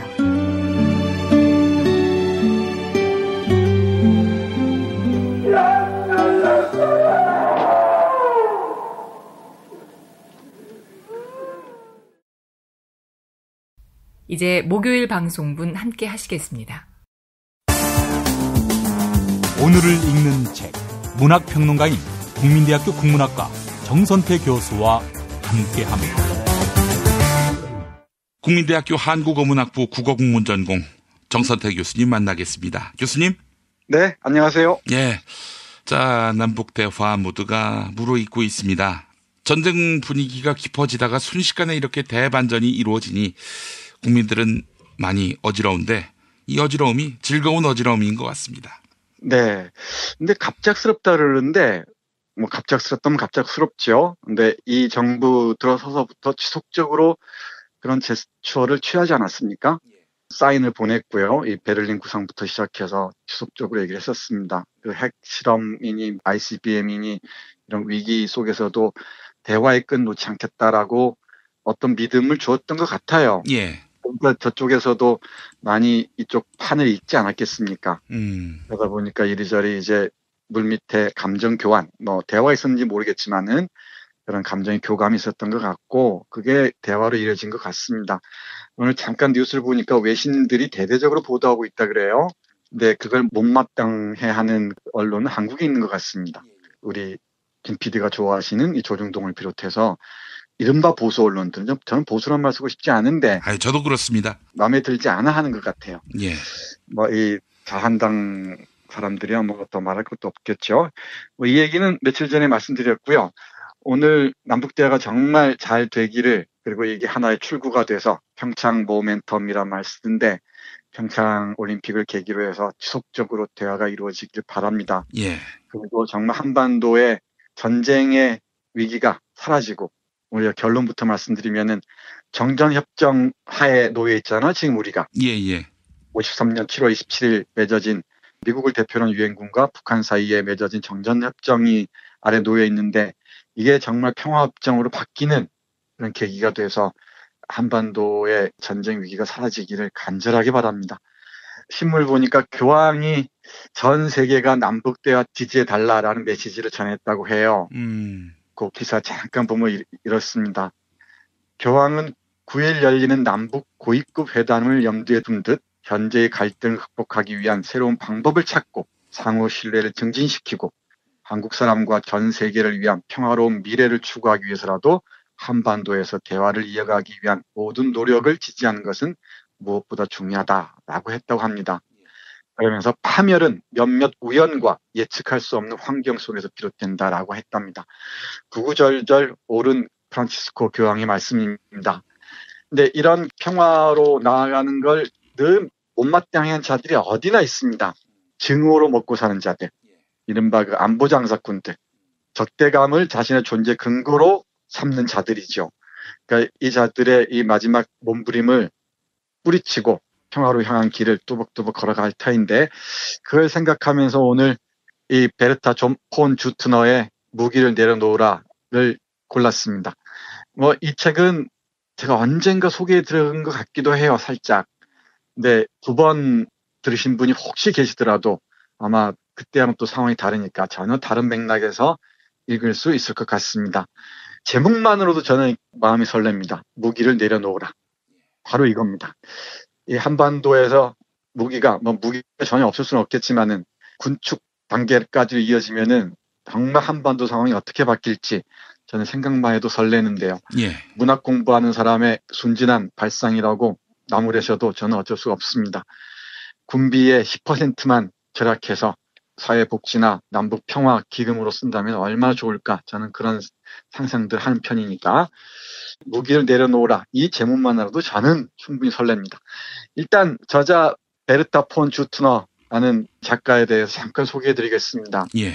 19세기 말에서 20세기 초를 살았던 여성평화운동가입니다. 오스트리아의 여성평화운동가인데요. 최초의 노벨 평화상을 받은 사람입니다. 아주 유명한 사람이에요.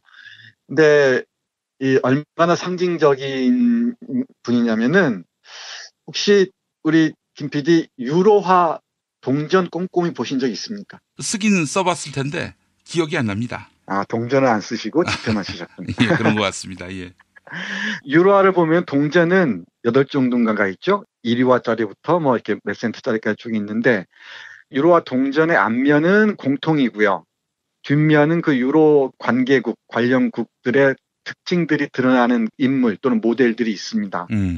베르타 폰 주트너가 오스트리아 사람이라고 했잖아요. 예. 이 오스트리아에서 통용되는 유로화를 보면은 2유로짜리 모델이 이 베르타 폰 주트너입니다. 대단히 예외적인데요. 예. 뭘 보시면 되냐면 1유로짜리 모델이 모차르트입니다. 그러니까 오스트리아 사람들에게는 뭐 액면가가 중요한 건 아니겠지만은 모차르트보다 베르타 폰 슈트너가 훨씬 더 의미가 있다고 생각하는 거죠.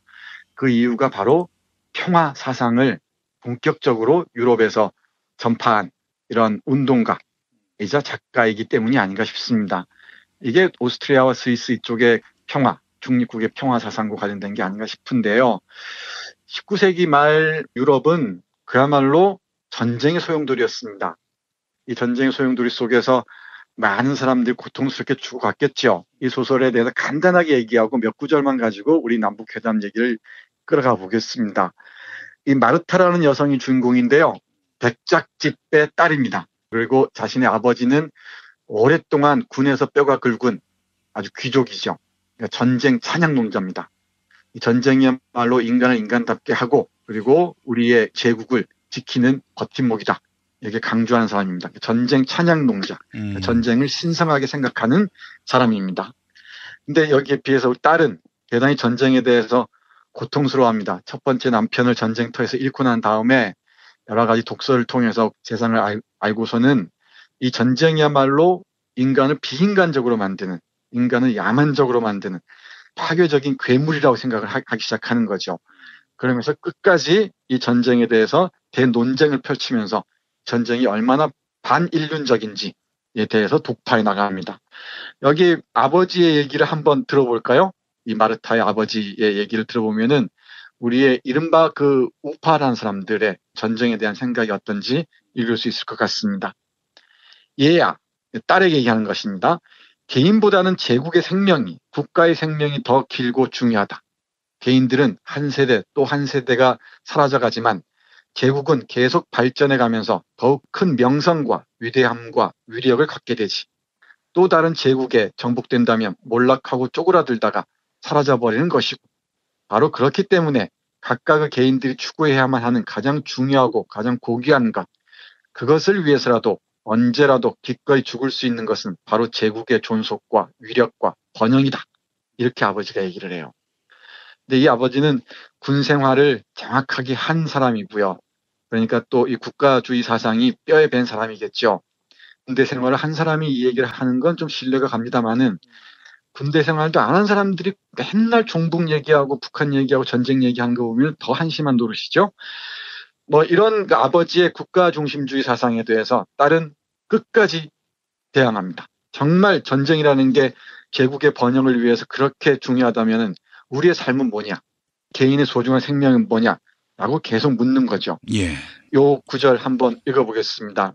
마르타가 마음을 터놓고 얘기를 나누는 그 남자, 틸링이 있는데요. 나중에 다시 결혼합니다마는 이 틸링의 편지의 일부를 보겠습니다.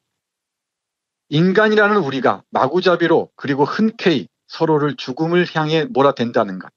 나이를 들어 지치고 쇠약해진 사람들조차 필사적으로 저항하는 것이 죽음인데 우리가 혈기왕성한 젊은이들로 하여금 그 적에게 기꺼이 자신을 바치기를 기대한다는 것은 정말 비열한 짓입니다. 이렇게 마음을 터놓는 틸링이라는 동지와 함께 이 반전 사상을 키워갑니다. 또 이쯤 얘기하다 보니까 화가 나지 않을 수가 없는데 그 MB가 예. UAE에 이 원전 뭐 계약을 하면서 이면 거래로 뭐 전쟁에 자동 개입하겠다고 했잖아요. 김태형 전 장관이 얘기한 걸 따르면은 정말 나쁜 새끼들입니다. 제가 참 놀랐던 게 그거예요. 김태형 전 장관의 말 빌면은 UAE 이쪽에서는 분쟁이 없을 것이 생각했다는 거예요. 그러니까 우리 젊은 아이들 거기 가서 고생하고 죽고 뭐 이런 생각을 못 하는 거죠. 고통을 전혀 이렇게 인지하지 못하는 겁니다. 그렇게 팔아먹었다는 거죠. 그래서 이 원전 계약을 하고 난 다음에 우리 군대를 파견하겠다는 그 임명 거래를 하고 난 다음에 거기서 얼마나 많은 또 이 리베이트가 오갔겠습니까? 저런 사악한 정권이 우리를 지배해 왔었습니다. 뭐 베트남 파병이라는 파병 문제 가지고는 또 다른 맥락에서 말씀드려야 할 것 같습니다만은 이런 식으로 전쟁 기계 살인을 수출하려고 했다는 것 그리고 그걸 돈으로 바꾸려고 했다는 것 자체가 대단히 저는 붕괴하지 않을 수가 없습니다. 또 화가 난 모양이에요, 제가. 정말 나라의 녹을 받으면서 녹을 주신 분이 국민이 아니라 권력자라고 인식하고 있기 때문에 그러는 거 아니겠어요? 그래서 이제 권력자의 이익을 대변하고자 한 것인데 그 대가를 톡톡히 치러야죠. 헌법에서 이 나라의 주인이 누구인지 이것을 분명히 학습하는 차원에서라도 말입니다. 네, 그래서 정말 적폐청산은 제대로 해야 됩니다, 이번에. 예. 뭐 정치 보복이 뭐니 요따위 그 프레임에 절대 갇히지 않아야 됩니다. 그럴 필요도 없고요. 네, 이렇게 당당하게 하나하나 이렇게 풀어나가면 되지 않을까 싶습니다. 조금 더 계속 보겠습니다. 근데 저자들은 그런 식으로 증오를 양식으로 해서 살아가는 자들이라고 제가 여러 차례 말씀드렸잖아요. 예. 이 무기를 내려놓으라 해서도 뭐 여지없이 그 부분을 간파합니다. 예. 보겠습니다. 그 일이 원인이 되어 복잡하게 얽힌 별별 일이 다 생겨날 수 있습니다. 모든 전쟁 그 결과가 어떠하건 불가피하게 그에 따르는 또 다른 전쟁의 씨앗을 속에 품고 있습니다. 지극히 당연한 일이죠. 한 가지 폭력 행위는 항상 어떤 권리를 침해하기 마련이니까요. 그러면 침해당한 권리는 조만간 자신을 주장하게 되고 새로운 갈등이 생겨나는데 이 갈등은 또다시 부당함을 씨앗처럼 속에 품고 있는 폭력에 의해 해결되니 그렇게 끝없이 반복되는 것입니다. 이렇게 증오나 적대감은 끝없이 반복된다는 게 이 마르타가 반복해서 주장하는 핵심입니다. 그러니까 반복되는 적대감, 이 악순환의 고리를 끄는 계기가 되었으면 좋겠다는 것이죠. 이게 뭐 하루아침에 금방 되진 않을 겁니다. 뭐 핵무기 금방 없애지 못할 거고요. 또 남북 화해가 뭐 하루아침에 도둑처럼 찾아올 일은 만무합니다. 열강들과의 그 역학관계라는 게 분명히 있을 테니까. 그런데 이런 오랫동안 증오로 키워온 관계들을 사랑이라는 생명으로 돌리는, 물기를 돌리는 하나의 계기는 될 수 있을 것 같아요. 그게 남북 간의 난투극을 마무리 짓고 새로운 방향으로 나아가는 하나의 분기점이 되기를 간절히 바랍니다.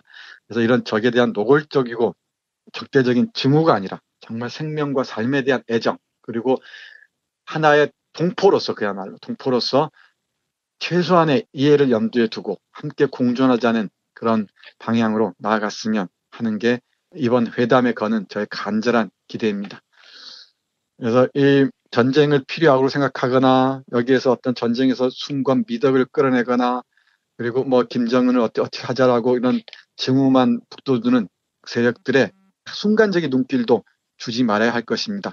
그러면서 우리는 전쟁에 대한 전쟁을 선언해야 할 것이라는 게 이 마르타의 결론에 가까운 이런 핵심입니다. 그 부분 읽고 마무리하겠습니다. 나는 전쟁을 증오한다고 나처럼 그렇게 느낀 사람들이 모두 그것을 큰 소리로 알리자고 한다면 하늘을 향해 그 항의 외침이 우레처럼 울려 퍼질 것이요. 그때가 되면 지금 대포의 폭음과 함께 메아리치는 전쟁의 함성들은 인류애를 갈망하는 인류가 내지르는 투쟁의 함성에, 전쟁에 대한 전쟁이라는 승리가 확실히 투쟁의 함성에 묻혀버릴 것이요. 네, 이렇게 씁니다. 전쟁에 대한 전쟁, 전쟁에 반대하는 전쟁.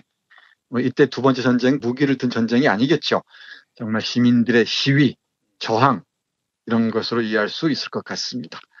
전쟁에 반대하자는 단전소설의 걸작인 무기를 내려놓으라는 작품을 통해서 남북회담에 거는 기대를, 제 생각을 몇 마디 말씀드렸습니다.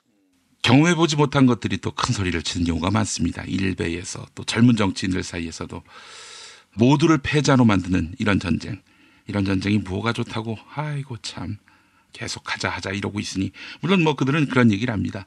우리가 약한 모습을 보이지 말고 계속 강공으로 나갈 때 저쪽도 이제 힘의 균형 때문에 더 심한 도발을 할 수 없을 것이다, 이렇게 이야기하고 있는데요. 근데 그거야말로 적대적인 공존이고요. 지구를 무기로 뒤덮자는 얘기기도 하겠죠. 뭐 국민국가가 독립하려면 군대는 필수적이라고 얘기하는데 뭐 이 군대가 없을 수는 없겠지만 지금 당장은 그 어느 선에서 끊고 서서히 평화 분위기로 나가느냐는 역할도 분명히 고민을 해야겠죠. 금방 우리 김 PD 말씀하시니까 요 구절이, 제가 놓친 구절이 딱 떠오르는데요. 그 전쟁을 얘기하는 자들은 절대 자신들은 전쟁터에 나가지 않을 것이라는 자신이 있기 때문입니다. 죽지 않을 것이라는 어떤 믿음이 있기 때문이겠죠. 그 구절 짧으니까 읽어드리겠습니다.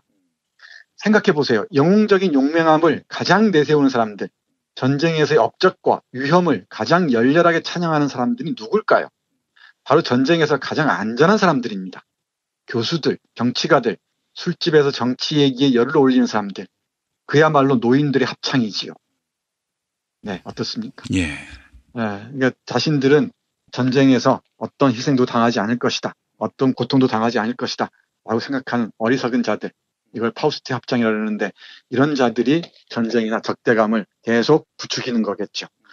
그걸 끊고 평화로 나아가는 것, 평화협정으로 나가서 남북이 공존하는 세계, 이걸 하나의 지렛대로 해서 동북아시아의 평화를 기대하는 것, 이 출발이 지금 이 순간, 우리는 다시 역사적인 순간에 있는 것 같습니다만은 지금 이 순간이 아닌가 싶고요. 이 순간을 밀고 나가는 것도 역시 깨어있는 시민의 몫이 아닌가, 그렇게 저는 생각합니다. 예, 알겠습니다. 자, 정선태 교수님 오늘 말씀 잘 들었습니다. 네, 고맙습니다. 김영민 브리핑 2부, 김영민의 뉴스 브리핑 알고 계십니까? 지상파 라디오 서울 SBS 러브 FM 103.5와 부산 KNN 러브 FM 105.7로 매일 오전 6시 20분부터 40분 동안 함께하실 수 있습니다. 새벽에 나온 새 소식, 당일 대한민국을 뒤흔들 핵심 이슈, 김영민의 뉴스 브리핑에서 미리 만나실 수 있습니다. 이제 오늘 날씨 알아보겠습니다. 기상청에 최혜윤 리포터가 나가 계시죠? 네, 안녕하세요. 다수는 누구 겁니까? 제 건 아닙니다. 아, 그렇군요. 뉴스 더하기 뉴스, 김영민의 뉴스 브리핑, 최고의 브리핑, 놓치지 마십시오.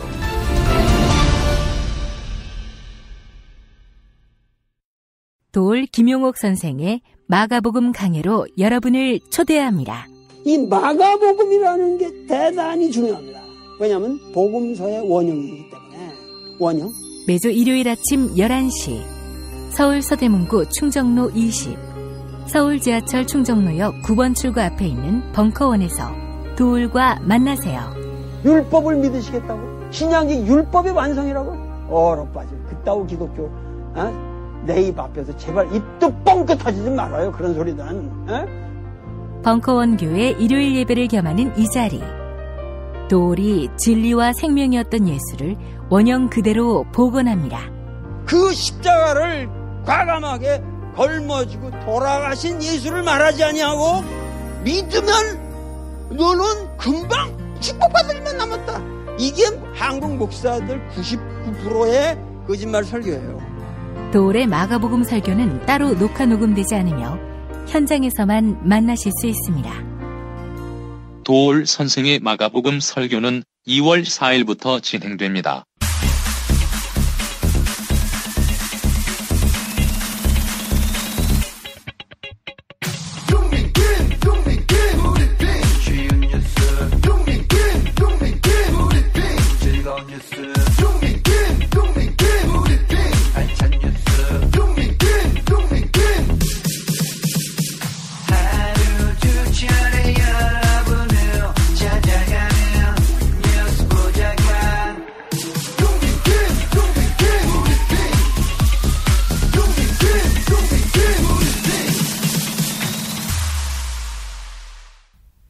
이제 금요일 방송분 함께 하시겠습니다.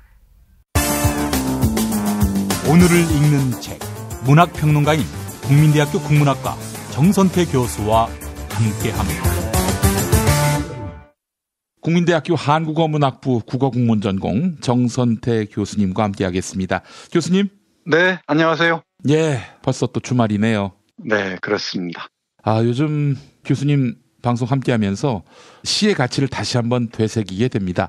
과거에는 이렇게 짧은 글을 써놓고 이걸 직업이라고 얘기할 수 있는가라는 마음이 없지 않아 있었어요. 솔직히 우리 시인분들께 참 죄송한데, 물론 시가 그 짧은 글만큼 그 짧은 글에 농축된 그런 문학적 가치가 심오하겠지만 질보다는 양에 길들여져 있는 현대인들에게 참 뭐랄까 좀 생산성이 떨어지는 문학이 아닌가 이런 생각을 한 적이 있었습니다. 소시적 별 생각 없었을 때. 예.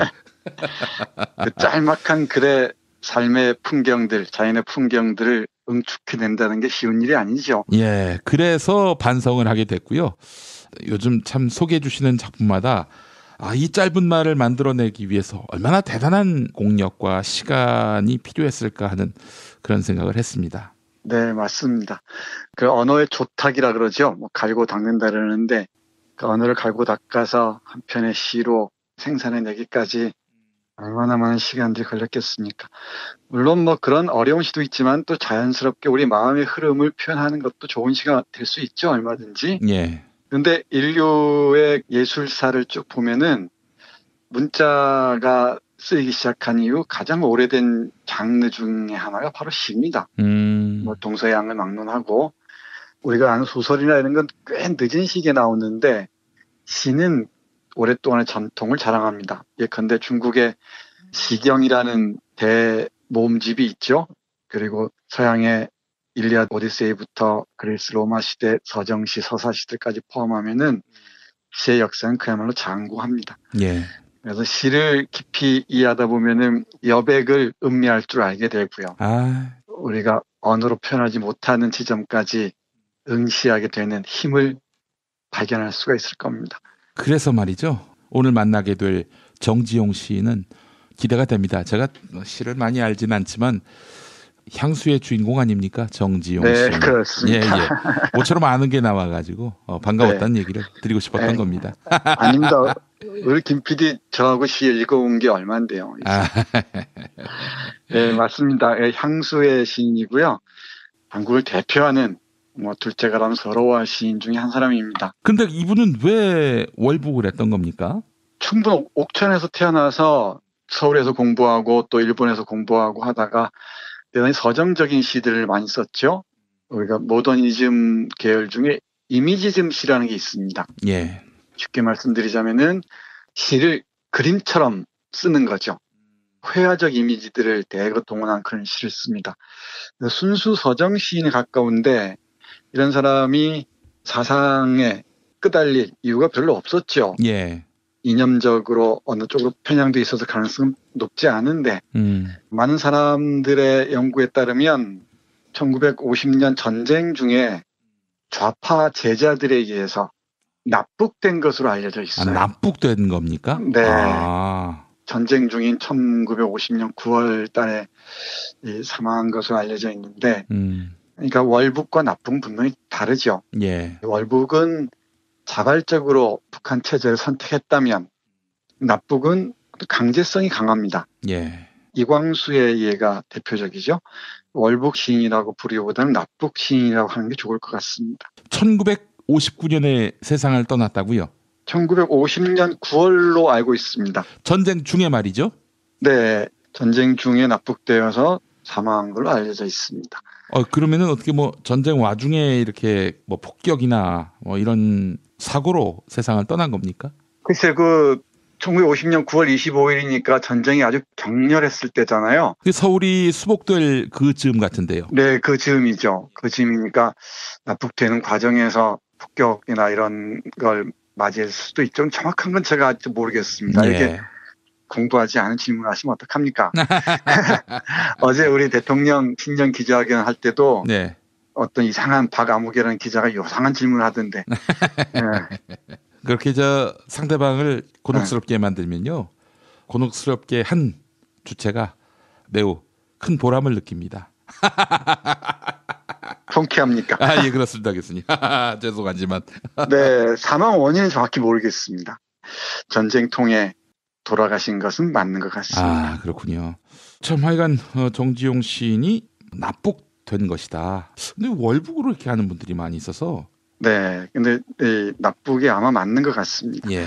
근데 시인 정지용은 앞에서 잠깐 언급했듯이 아주 모던한 시들, 그러니까 서양시에서 배운 모던한 시들을 쓰다가 점점 전통 쪽으로 돌아가죠. 예. 그러면서 이 자연, 산과 바다에 관한 아주 멋진 훌륭한 시들을 쓰고요. 쉽지는 않습니다, 읽기가. 그리고 동심에 관한 시들, 그리고 이 조선적인 것에 관한 시들을 정말 마술사와 같은 언어로 그려냅니다. 시 참 잘 씁니다. 잘 쓰는데 오디오로 읽어드리기에는 어려운 점이 없지 않아요. 예. 이미지를 회화적으로 그리고 있다 그랬잖아요. 예. 쉽지 않은데 음성으로 읽어드려도 이해할 만한 시 몇 편 골라서 전해드리겠습니다. 예. 맨 먼저 보이는 게 별동이라는 시입니다. 짤막한 시인데요. 이 짤막한 시가 어렵습니다, 사실. 예. 이 시는 동심을 잃어버린 후에 찾아오는 회한 같은 걸 짤막하게 잘 그리고 있는 시입니다. 읽어볼게요. 별똥 떨어진 곳 마음에 두었다. 다음날 가보려 벼르다 벼르다 이젠 다 자랐소. 네, 이렇게 끝납니다. 예. 네, 이게 뭐 별똥은 뭐 신비의 상징이기도 하고 뭐 꿈의 상징이기도 하고 그렇겠죠. 예. 네, 별똥 떨어진 곳을 마음에 두고 있었다고 합니다. 그러다가 다음날 가봐야지 하다가 벼르고 별렀는데 그러다가 결국 다 자라버렸다는 얘기입니다. 그러니까 신비도 다 사라져버리고 꿈도 다 사라져버리고 일상의 얽매여서 하루하루를 보낼 수밖에 없는 그 삶의 풍경을 역설적으로 동심을 통해서 그려내고 있는 것 같습니다. 예. 이런 식의 예쁜 시들이 참 많아요. 그런 시들도 주목할 만하고요. 예. 또 잘 알려져 있지 않은데 무서운 시계라는 시도 주목할 만합니다. 누이 동생과 오빠 얘기인 것 같은데 오빠가 공부하러 가는지 아니면 멀리 떠나는지 각오 없는 것 같습니다. 누군가가 친밀했던 사람이 떠나고 난 빈자는 참 넓죠. 예. 그러다 보니까 시간 가는 것도 무서울 테고요. 짧은 시인데 이 무서운 시계라는 시도 읽어드리겠습니다. 예. 오빠가 가시고 난 방 안에 숯불이 밭꽃처럼 세워간다. 산모로 돌아가는 차 목이 쉬어 이 밤사 말고 비가 오시려나. 망토자락을 여미며 검은 유리만 내어 보시겠지. 오빠가 가시고 나신 방 안에 시계소리 서마 무서워. 네, 이런 시입니다. 예. 오빠가 가시고 난 방에 시계소리가 점점 무서워진다는 얘기네요. 누군가 아름다웠던 사람들, 또 듬직했던 사람들이 떠나고 난 다음에 심리적인 풍경들을 잘 그리고 있는 시입니다. 정지용의 시를 읽다 보면은 이런 그 하나하나의 심리를, 이런 이미지를 통해서 잘 보여주는 게 아주 많습니다. 예. 그런가 하면은 이번 주에 어쩌다 보니까 고향 얘기를 하게 되는데요. 제가 의도했던 건 아닌데 예. 정지용 시에서 또 유명한 작품 하나가 고향입니다.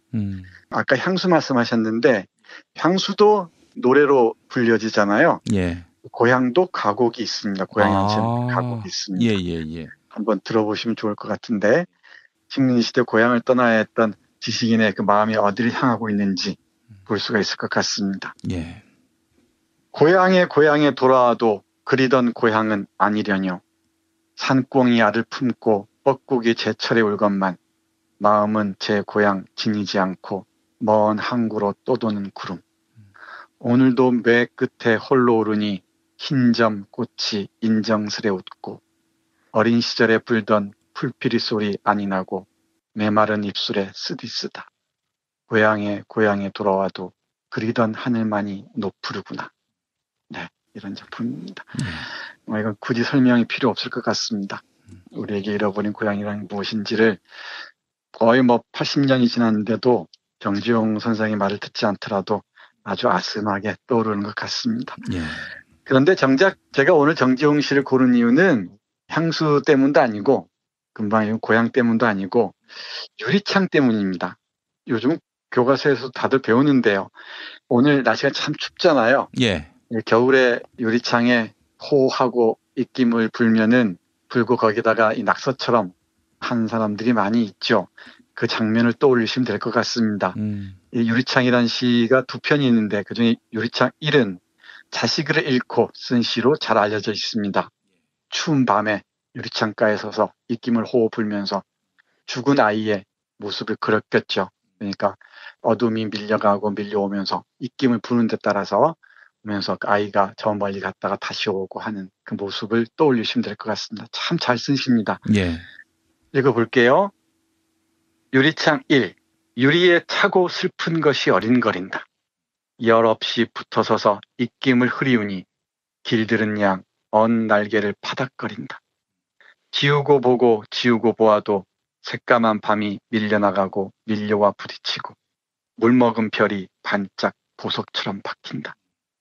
밤에 홀로 유리를 닦는 것은 외로운 황홀한 심사이여니 고운 폐혈관이 찢어진 채로 뉘는 산새처럼 날아갔구나. 네, 이런 시입니다. 예. 네.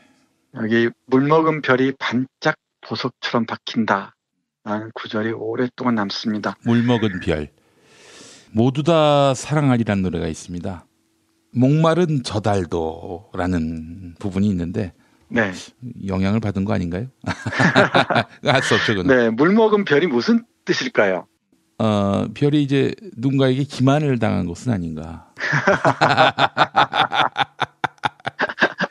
아, 별이 물 먹었다. 예, 예. 이게 정재용의 아주 특장점 같은 부분인데요. 물 먹은 별은 눈물을 흘린다는 얘기입니다. 네. 그러니까 눈물이 흐르니까 별이 뭉개져서 물 먹은 것처럼 보이겠죠. 물 먹은 별이 반짝 보석처럼 박힌다고 했습니다. 눈물이 난다는 얘기를 이렇게 표현합니다. 그리고 아이가 죽어간 걸 두고 너는 산새처럼 날아갔구나 이렇게 얘기합니다. 그러니까 아버지가 죽은 아이를 겨울밤 창가에 서서 그리는 모습을 표현한 시입니다. 그리고 우리 김 PD가 아는 시를 안 읽을 수가 없죠. 향수. 넓은 벌 동쪽 끝으로 옛 이야기 뒤줄대는 실개천이 휘돌아 나가고 얼룩배기 황소가 해설피 금빛 게으른 울음을 우는 곳. 그곳이 차마 꿈엔들 이칠리야. 지라로에 재가 식어지면 빈 밭에 밤바람 소리 말을 달리고 엷은 졸음에 겨운 늙으신 아버지가 집벽에를 돋아 고이시는 곳. 그곳이 차마 꿈엔들 이칠리야. 흙에서 자란 내 마음 파란 하늘이 그리워 함부로 쏜 화살을 찾으러 풀섭 이슬에 함추름 휘적시든 곳. 그곳이 차마 꿈엔들 이칠리야. 전설 바다에 춤추는 밤 물결 같은 검은 기민머리 날리는 어린 누이와 아무렇지도 않고 예쁠 것도 없는 사철 발벗은 아내가 따가운 햇살을 등에 지고 이삭 줍던 곳. 그곳이 차마 꿈엔들 이칠리야. 하늘에는 섞은 별, 알 수도 없는 모래성으로 발을 옮기고 서리 까마귀 우지짓고 지나가는 초라한 지붕, 흐릿한 불빛에 돌아앉아 도란도란 거리는 곳. 그곳이 차마 꿈엔들 이칠리야. 네, 절창입니다. 아이고 참. 네. 노래로 불리는 시들은 노래를 따라하기가 쉽잖아요. 근데 이렇게 작은 목소리를 읽어봐도 또 다른 리듬을 타게 됩니다. 이게 시가 음악적이라는 건 그런 측면에서 얘기한 것 같습니다. 네, 정지용의 시는 언어와 음악과 미술이 결합된 이 세계를 펼쳐 보여준다고 말할 수 있을 것도 같아요. 그 압권이 바로 향수가 아닌가 싶습니다. 그러니까 엷은 졸음에 겨운 늙으신 아버지가 집벽에를 돋아 고이시는 곳이기도 하고요. 그리고 함부로 쏜 화살을 찾으러 풀섭 이슬에 함추름 휘적시던 곳이기도 하고요. 또 사철 발벗은 아내가 따가운 햇살을 등에 지고 이삭 줍던 곳이기도 하고요. 발벗은 아내라면 맨발로 다니셨다는 얘기인가요? 아내가? 네, 그러니까 아내가 농사를 지으면서 맨발로 일을 했던 모양이죠. 그걸 떠올리시면 될 것 같습니다. 예. 그리고 마지막으로 서리 까마귀 우지짓고 지나가는 초라한 지붕, 흐릿한 불빛에 돌아앉아 도란도란 거리는 곳. 이런 곳입니다. 예. 이런 고향을 그리는 정서가 아릿하게 아주 잘 그려져 있는 그런 작품입니다. 예. 그리고 뭐 향수는 많은 분들이 아실 테니까 노래와 함께 들어보시기도 하고 또 혼자 읊조려 보셨으면 또 좋겠습니다. 예. 근데 이런 작품만 있는 게 아니고요. 마지막으로 하나 더 소개해드리겠습니다. 해방 후에 많은 사람들이 외지에서, 그러니까 만주든 일본이든 시베리아든 곳곳에서 독립운동하던 사람들이 돌아오지 않았습니까? 그 사람들을 찬양하면서 그린 시가 있습니다. 정지용이 역사를 바라보는 시점을 읽을 수 있는 그런 작품인데요. 예, 예. 보겠습니다. 백성과 나라가 이적에 팔리우고 국사에 사신이 오연히 앉은 지 죽음보다 어두운 5호 36년. 이 연에서 조금 어려운 시어가 있는데요. 이적은 오랑캐란 뜻이고요. 예. 국사는 나라의 제사를 지내는 사당 정도로 이해하시면 될 것 같습니다. 아하, 예, 예. 그리고 사신은 사악한 귀신이란 뜻입니다. 이걸 알고 다시 한번 볼게요. 백성과 나라가 이적에 팔리우고 국사에 사신이 오연히 앉은 지 죽음보다 어두운 5호 36년. 그대들 돌아오시니 피 흘린 보람 찬란히 돌아오시니 허울 벗기우고 외호 돌아섰던 산하 이제 바로 돌아지라. 자휘 잃었던 물 옛자리로 새소리 흘리어라. 자휘가 뭐죠? 자취입니다. 자취. 아. 네, 그렇습니다. 그리고 외호 돌아섰던 하는 건 옆으로 돌아섰던 이런 뜻이고요. 그러니까 산하마저도 다 산마저도 돌아섰던 곳이란 얘기죠. 그러니까 허울도 벗기었던 곳이고요. 정말 제대로 좀 돌아오라 이런 뜻입니다. 계속 볼게요.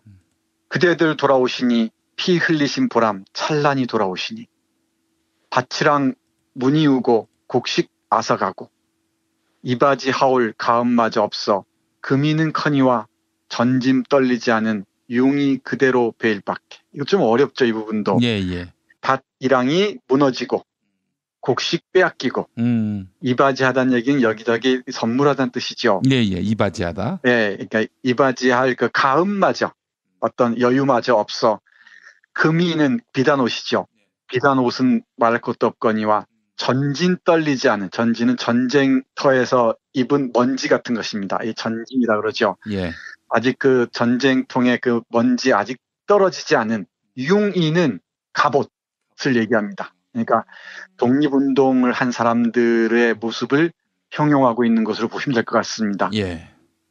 그대들 돌아오시니 피 흘리신 보람 찬란히 돌아오시니 사오 나온 말굽에 일가 친척 흩어지고 늙으신 어버이 어린 오누이 낯설아 흙에 이름 없이 구르는 백골 상기 불현듯 기다리는 마을마다 그대 어이 꽃을 밟으시리 가시던 불 눈물로 헤치시라 그대들 돌아오시니 피 흘리신 보람 찬란히 돌아오시니. 네, 이런 시입니다. 이 해방 후에 좋은 작품들이 많이 있는데요. 정지용의 시는 각별한 울림으로 와 닿습니다. 그러니까 백성과 나라를 사악한 귀신들에게 빼앗긴 지 36년 만에 피를 흘리고 싸웠던 사람들이 돌아온 것을 환영하는 그런 시입니다. 이제 산도 제대로 돌아서야 한다고 얘기하고요. 물도 제대로 흘러야 한다고 얘기합니다. 예. 그런 곳에 새로운 해가 떠야 할 테죠. 그리고 모든 것을 빼앗겼던 시대, 그런 전쟁 속에서 갑옷을 입고 싸웠던 모습들이 그대로 눈에 선하다는 얘기입니다. 그런 사람들이 돌아온 자리에 모든 것들이 제자리를 잡아야 할 텐데 아직도 갈 길은 멀다는 게 정지용이 환영했던 그대들에게 우리에게 많이 미안해야 할 것 같습니다.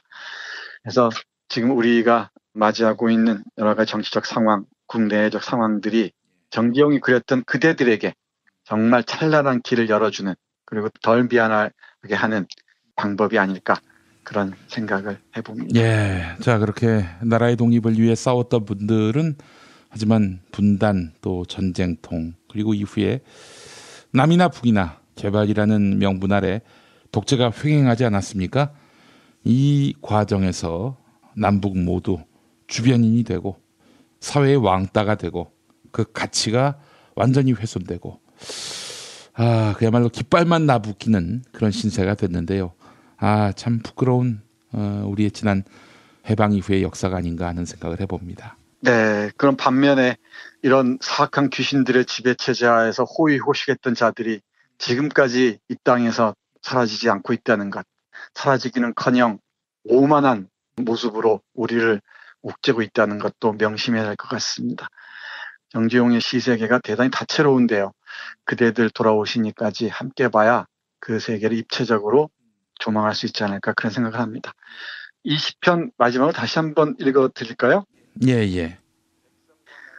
그대들 돌아오시니 백성과 나라가 이적에 팔리우고 국사에 사신이 오연이 앉은 지 죽음보다 어두운 오호 36년 그대들 돌아오시니 피 흘리신 보람 찬란히 돌아오시니 허울 벗기우고 외호 돌아섰던 산하 이제 바로 돌아지라 자휘 잃었던 물 옛자리로 새소리 흘리어라 어제 하늘이 아니하니 새로운 해가 오르라 그대들 돌아오시니 피 흘리신 보람 찬란히 돌아오시니 밭이랑 문이 우고 곡식 아서가고 이바지 하올 가음마저 없어 금이는커니와 전진 떨리지 않은 융이 그대로 베일 밖에 그대들 돌아오시니 피 흘리신 보람 찬란히 돌아오시니 사오 나온 말굽에 일가 친척 흩어지고 늙으신 어버이 어린 오누이 낯설아 흙에 이름 없이 구르는 백골 상기 불현듯 기다리는 마을마다 그대의 꽃을 밟으시리. 가시던 뿔 눈물로 헤치시라. 그대들 돌아오시니 피 흘리신 보람 찬란히 돌아오시니. 네, 이 그대들의 보람을 우리가 만끽할 수 있도록 해야 후손의 역할을 다 했다고 할 수 있을 겁니다. 이 시를 읽으면서 다시 생각하게 되는 역사입니다. 알겠습니다. 정선태 교수님 수고하셨고요. 이동원과 박인수가 부른 향수 일부 들으면서 오늘 마무리하도록 하겠습니다. 교수님 고생하셨습니다. 네, 감사합니다.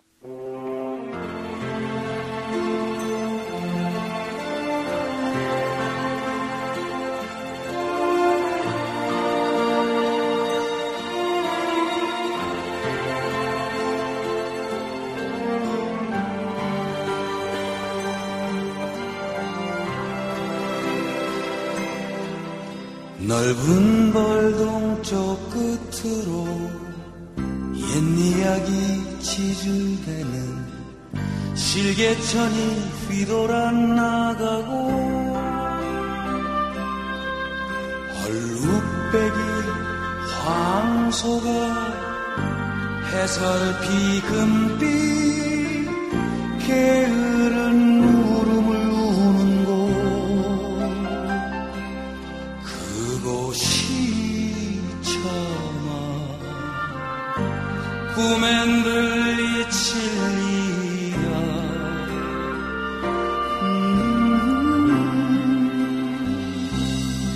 7월호에 채가 식어지면 빈 밭에 밤바람 소리 말을 달리고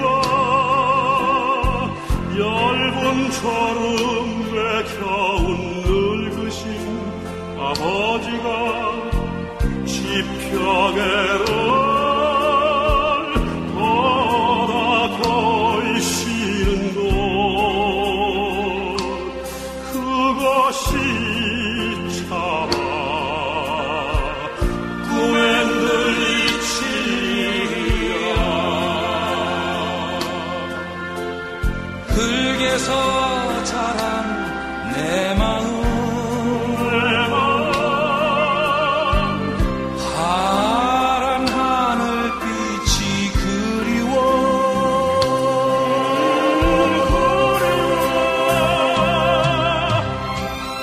함부로써 화살을 찾으러 불서리스레 함주름 휘적시던 것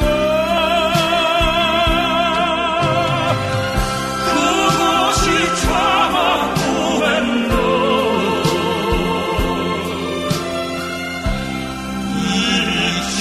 이치리라 전설 바다에 춤추는 밤물결 같은 검은 비린머리 날리는 얼굴이와 아무렇지도 않고 예쁠 것도 없는 사절 밟아서 나래가 따가운 햇살을 등에 지고 이삭 듣던 곳 그곳이 참아 꿈엔 들리치리라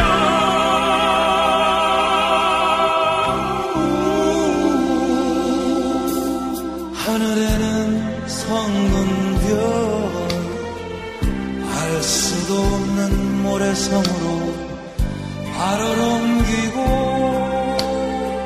서리까마귀 우지짓고 지나가는 초라한 지붕 거릿한 불빛에 돌아앉아 도란도란 거리는 곳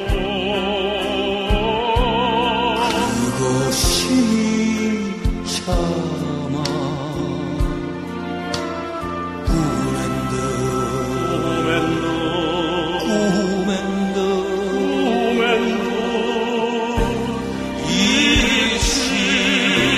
이치리라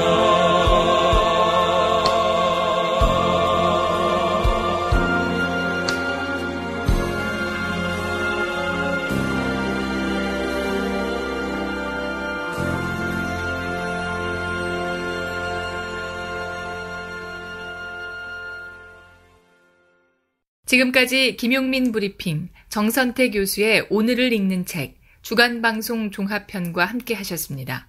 정선태 교수의 오늘을 읽는 책은 매일 아침 업데이트되는 김용민 브리핑을 통해 가장 먼저 들으실 수 있습니다. 이상으로 종합편을 모두 마칩니다. 애청해주신 여러분 감사합니다. 김용민 브리핑과 함께한 시간 어떠셨어요? 다음 시간에도 보다 바르고 알차며 즐거운 정보로 여러분을 찾아가겠습니다. 팟캐스트 포털 팟빵에서 다운로드하기, 구독하기, 별점 주기, 댓글 달기로 응원해주세요. 잊지 마세요. 다운로드하기, 구독하기, 별점 주기, 댓글 달기.